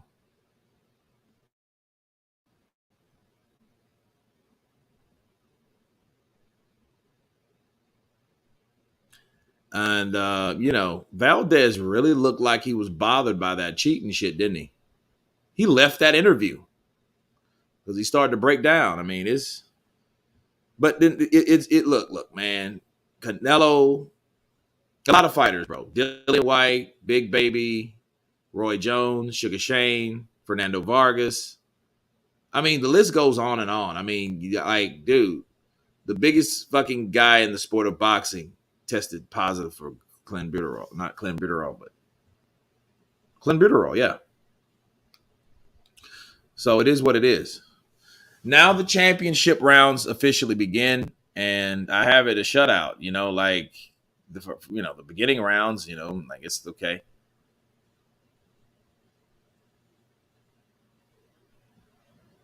Now here comes look here comes Valdez throwing punches to the body. See, you remember what Canelo did with Lara when Lara was beating him to the punch and all that shit badly? Canelo started winging shots to the body, throwing bombs. That's what Valdez needs to do. He needs to be smarter with his attack, ready to unload, and ready to get off, and do it in the butt. Now, work the body, and and yeah, there you go. Work the body, and he lands a right hand. There you go. That's how you do it.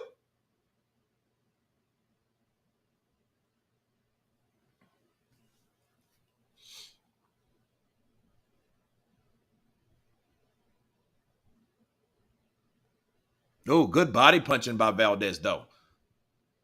That's a double left hook and a looping right hand to the body by Valdez.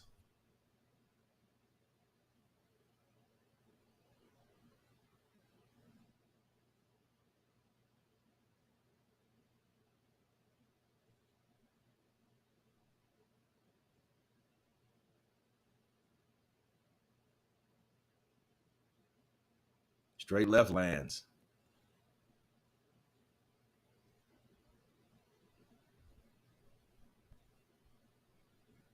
A good counter by Stevenson. He thought Stevenson was just going to sit there. Stevenson was waiting for him to finish. I could see Stevenson open up that hand to block.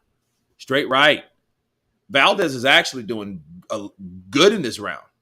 I got to give it to him. Because Stevenson, look, body punching. Body punch. Ooh, straight left lands from Stevenson, though, out of nowhere. Good straight right lands for Valdez. Ooh, good straight right. Right uppercut lands for Valdez.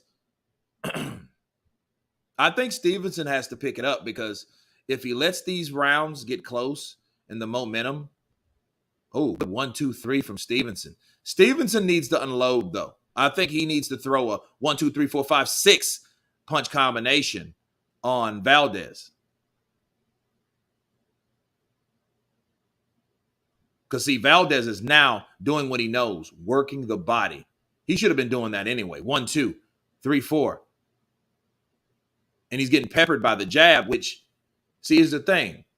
Good right uppercut by Valdez.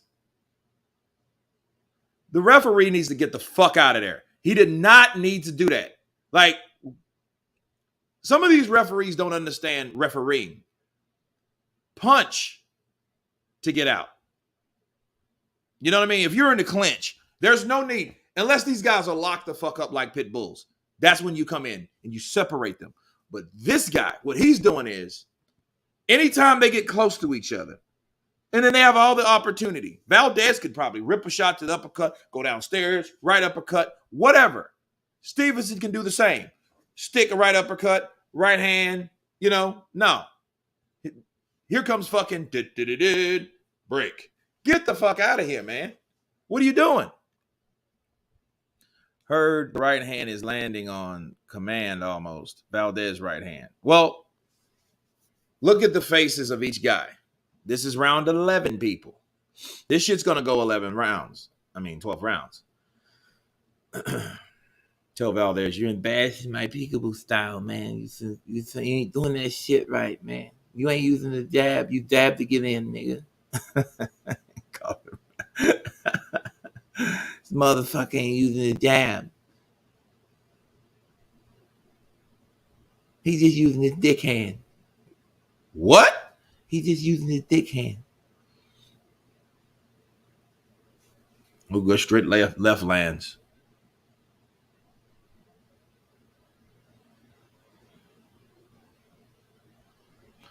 See, Valdez is trying, though. He's throwing punches. If those punches were landing that he was throwing, those rights, oh, yeah, that straight left opened him up. But I think Shakur shouldn't be comfortable with a decision. I think he should go for the KO.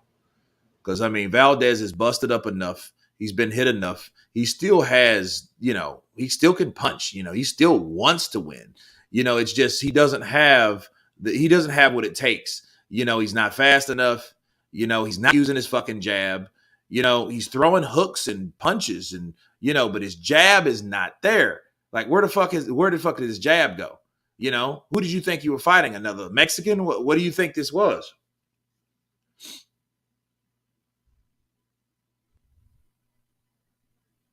I mean, he's not like, here's the thing. Shakur, I think he's too complacent with just picking shots off. He's just complacent with picking shots off, like that, right?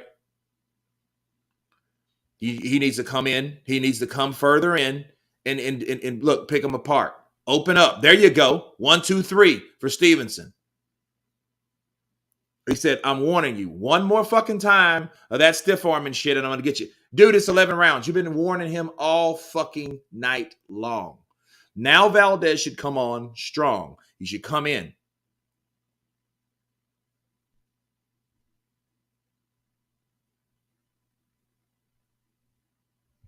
He's still doing the same shit. And if he takes a point from Shakur, that takes away the knockdown. Oh, good body punching from Valdez. Now Valdez has the opportunity, since that fucking punch ain't blinding him like that. Here comes Shakur coming in. 1, 2, 3, 4, 5 punches to the body. Classic Canelo shit. Back to the body.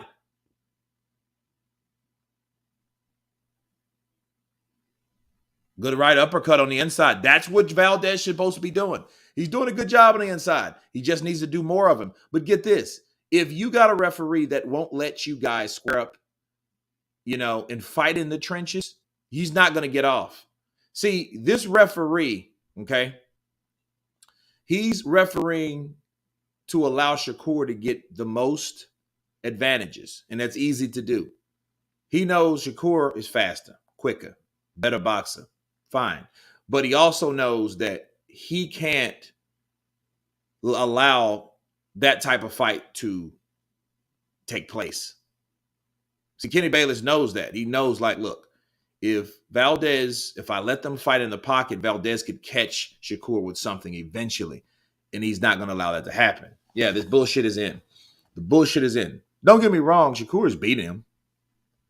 But, like, if I'm Shakur, I'm like, yo, knock his ass out. They're telling him to just box for 12 rounds. No, you should knock him the fuck out. Yeah. Knock him the fuck out because, Valdez already looking like Chick-fil-A sauce. Yeah, he looks pretty jacked up, don't he? Those fucking tattoos and shit in the middle. Oh, here's my name. Like, that shit looks so fucking corny. Looks like something like a woman drew. That should be on like a damn wooden mural somewhere. Valdez.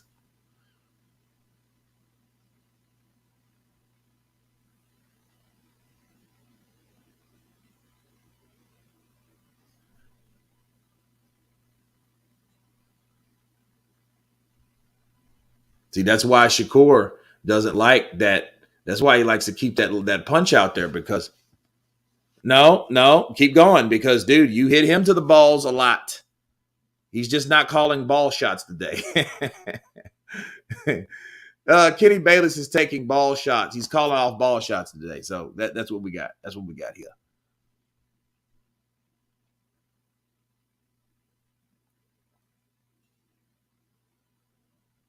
The faster you finish the fight, the better it is. Yeah, this is round 12 with 2 minutes left.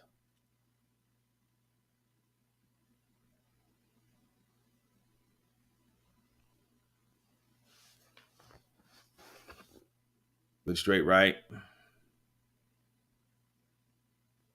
Oh, good left hook. Finally lands for Valdez. I mean, it finally lands. He needs to start swinging for the fences. Ooh, what was that? A fucking elbow? Did he catch him with an elbow? I could have sworn that Stevenson caught him with a fucking elbow. I don't know. It might have just been a right hook, but.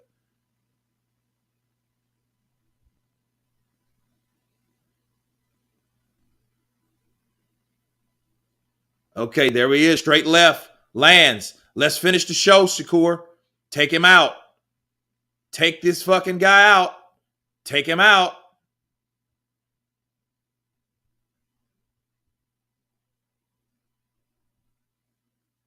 Oh, good left hook lands for Valdez. That's two good look. Two. I don't think Shakur really does. That's why I don't really see him beating a lot of guys, especially when he moves up in weight, because the more he moves up in weight, the harder these guys are going to punch. The harder they punch, the more he's going to be at risk if he can't get them out of there. He's a good boxer, no doubt, but dude,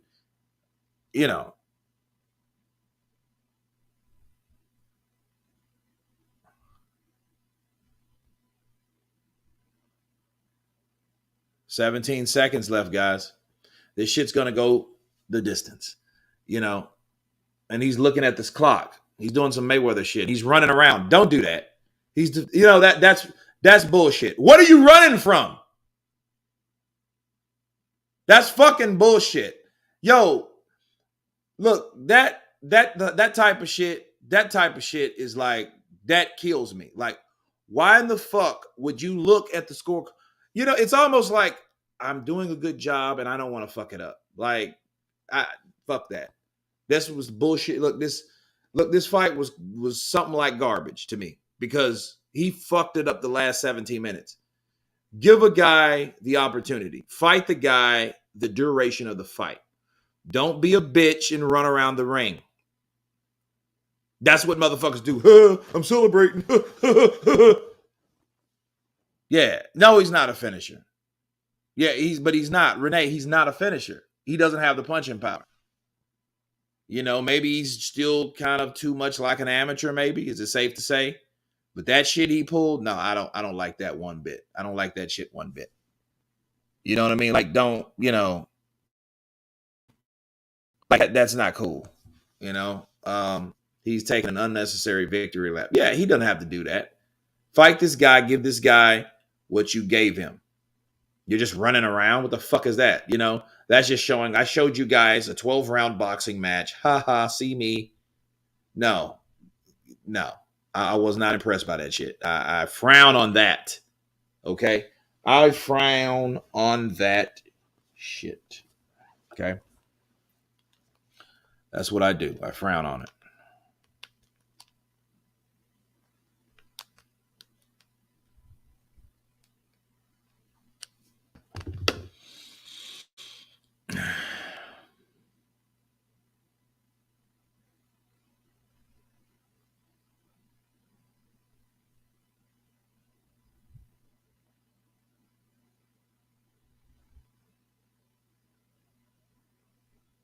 Shakur would beat Tank. No, I don't think he would beat Tank, bro. No. Because, see, Tank hits too hard. No, see, and Tank's also a southpaw. I don't know. It'd be a good fight, though. Well, he can learn from that post positioning. Yeah. Too much ball shots, too much stiff arms, and cruise to an unimpressive safe win. Counterpunch to that. Damn. Like, what are we really looking at here?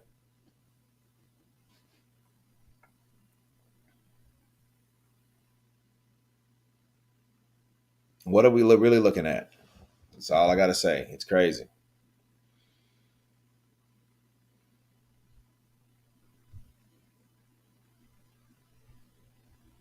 Now this would be crazy if they had like a. It would be crazy if they had like a split decision, some kind of fucking way. That would be crazy. Now, that would be some surprising shit. Psycho Crusher, always a pleasure hanging out with you, brother. You spit facts. Psycho Crusher, appreciate you, man. Thank you very much. Thank you for the super chat. I try, brother. I try. You're right. He wasn't allowing to get to the inside. He was not. He was not allowing to get to the inside. Kenny Bayless came in like Captain Save a Ho. In this case, Captain Save a Bro. And it's like, yo, what are you doing? Like, you know, but I seen that. I seen that coming. I don't know. Feel like Tank isn't as good as a boxer as I think. His chin hasn't been tested. Tank Davis hasn't been tested. Well, I don't think a lot of these guys haven't been. I mean, Shakur did a good job with Valdez, but Valdez, he beat Belichert. So, I guess that's his claim to fame as of right now. And we have, what the hell do we have here? We have news coming on when we're supposed to be watching a fight. And isn't it me, or don't they supposed to have a certain amount of commercials per event? Not every fucking like this. Kenny can't let a hooker get bent in front of him.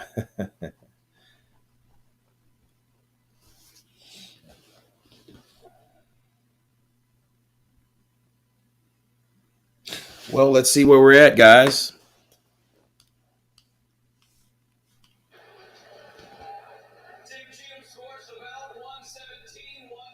Wow. 117, 110.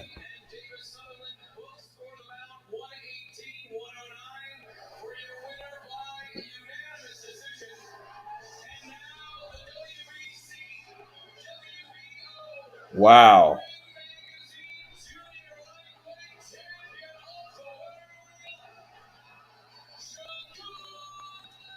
Yeah, that was wow. Those are some lopsided cards, but I mean, I'm glad it happened like that. But damn, I don't know. I didn't like I didn't like that shit. What he did the last 17 seconds. Yeah, I know fucking Valdez. Well, look, every dog has his day, bro. Every dog has his day. Like he had his day with somebody that I think should have beat him. So, this is expected.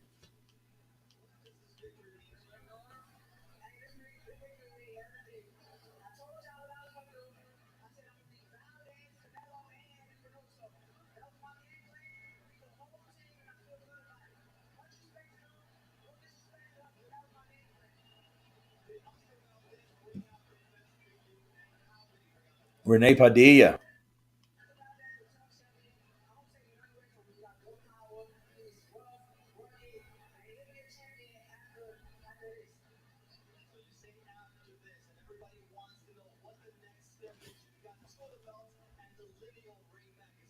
Okay.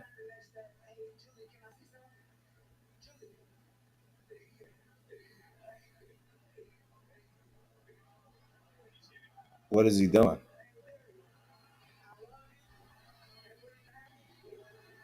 Oh, he's proposing to his girl. He's proposing to Julie.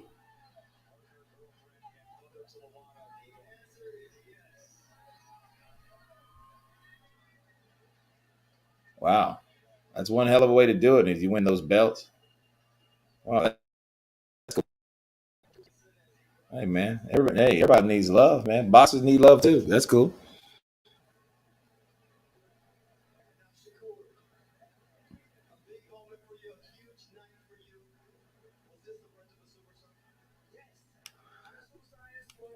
Superstar.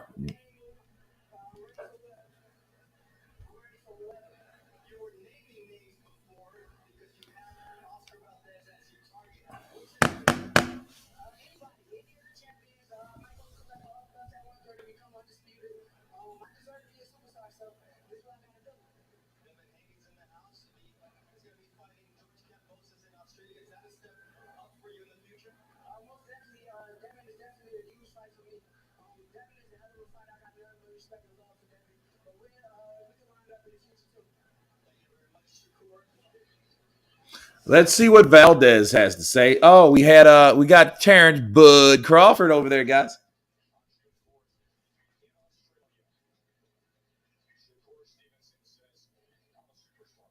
Captain Kenny. Yeah, I would have cussed Stevenson out if I was his coach for that last 17 seconds. They didn't give a shit. They wanted him. They just care about the win, bro. You know what I mean? That's the type of shit that you deal with.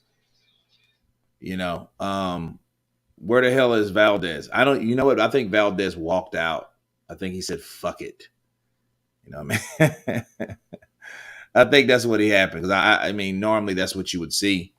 Um, yeah, I won't hang around to see if he did, but I think he did before I close out this live stream.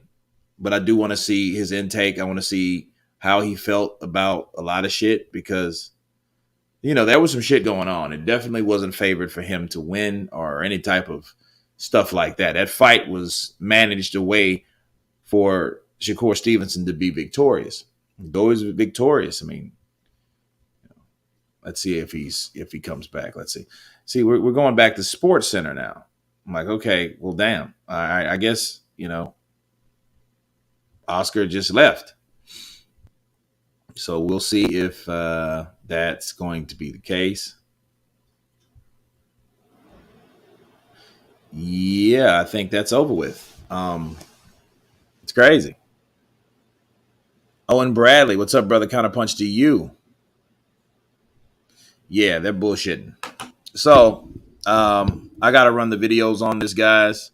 I thank all you guys for coming here for the 4 hours plus that we took time to do the Taylor-Serrano or Katie Amanda, right? Fight. The Beefy Smith fight, the Beefy Smith and Jesse Vargas fight was very, very good. I thank you guys again for hanging out with me. It's been a tough road here lately, but getting over it, getting past it, and getting back to work, getting the counter punching. So, you guys, thank you all. God bless you. Be safe and have a good night and a great morning for those across the land. And everybody has been counterpunched. Peace.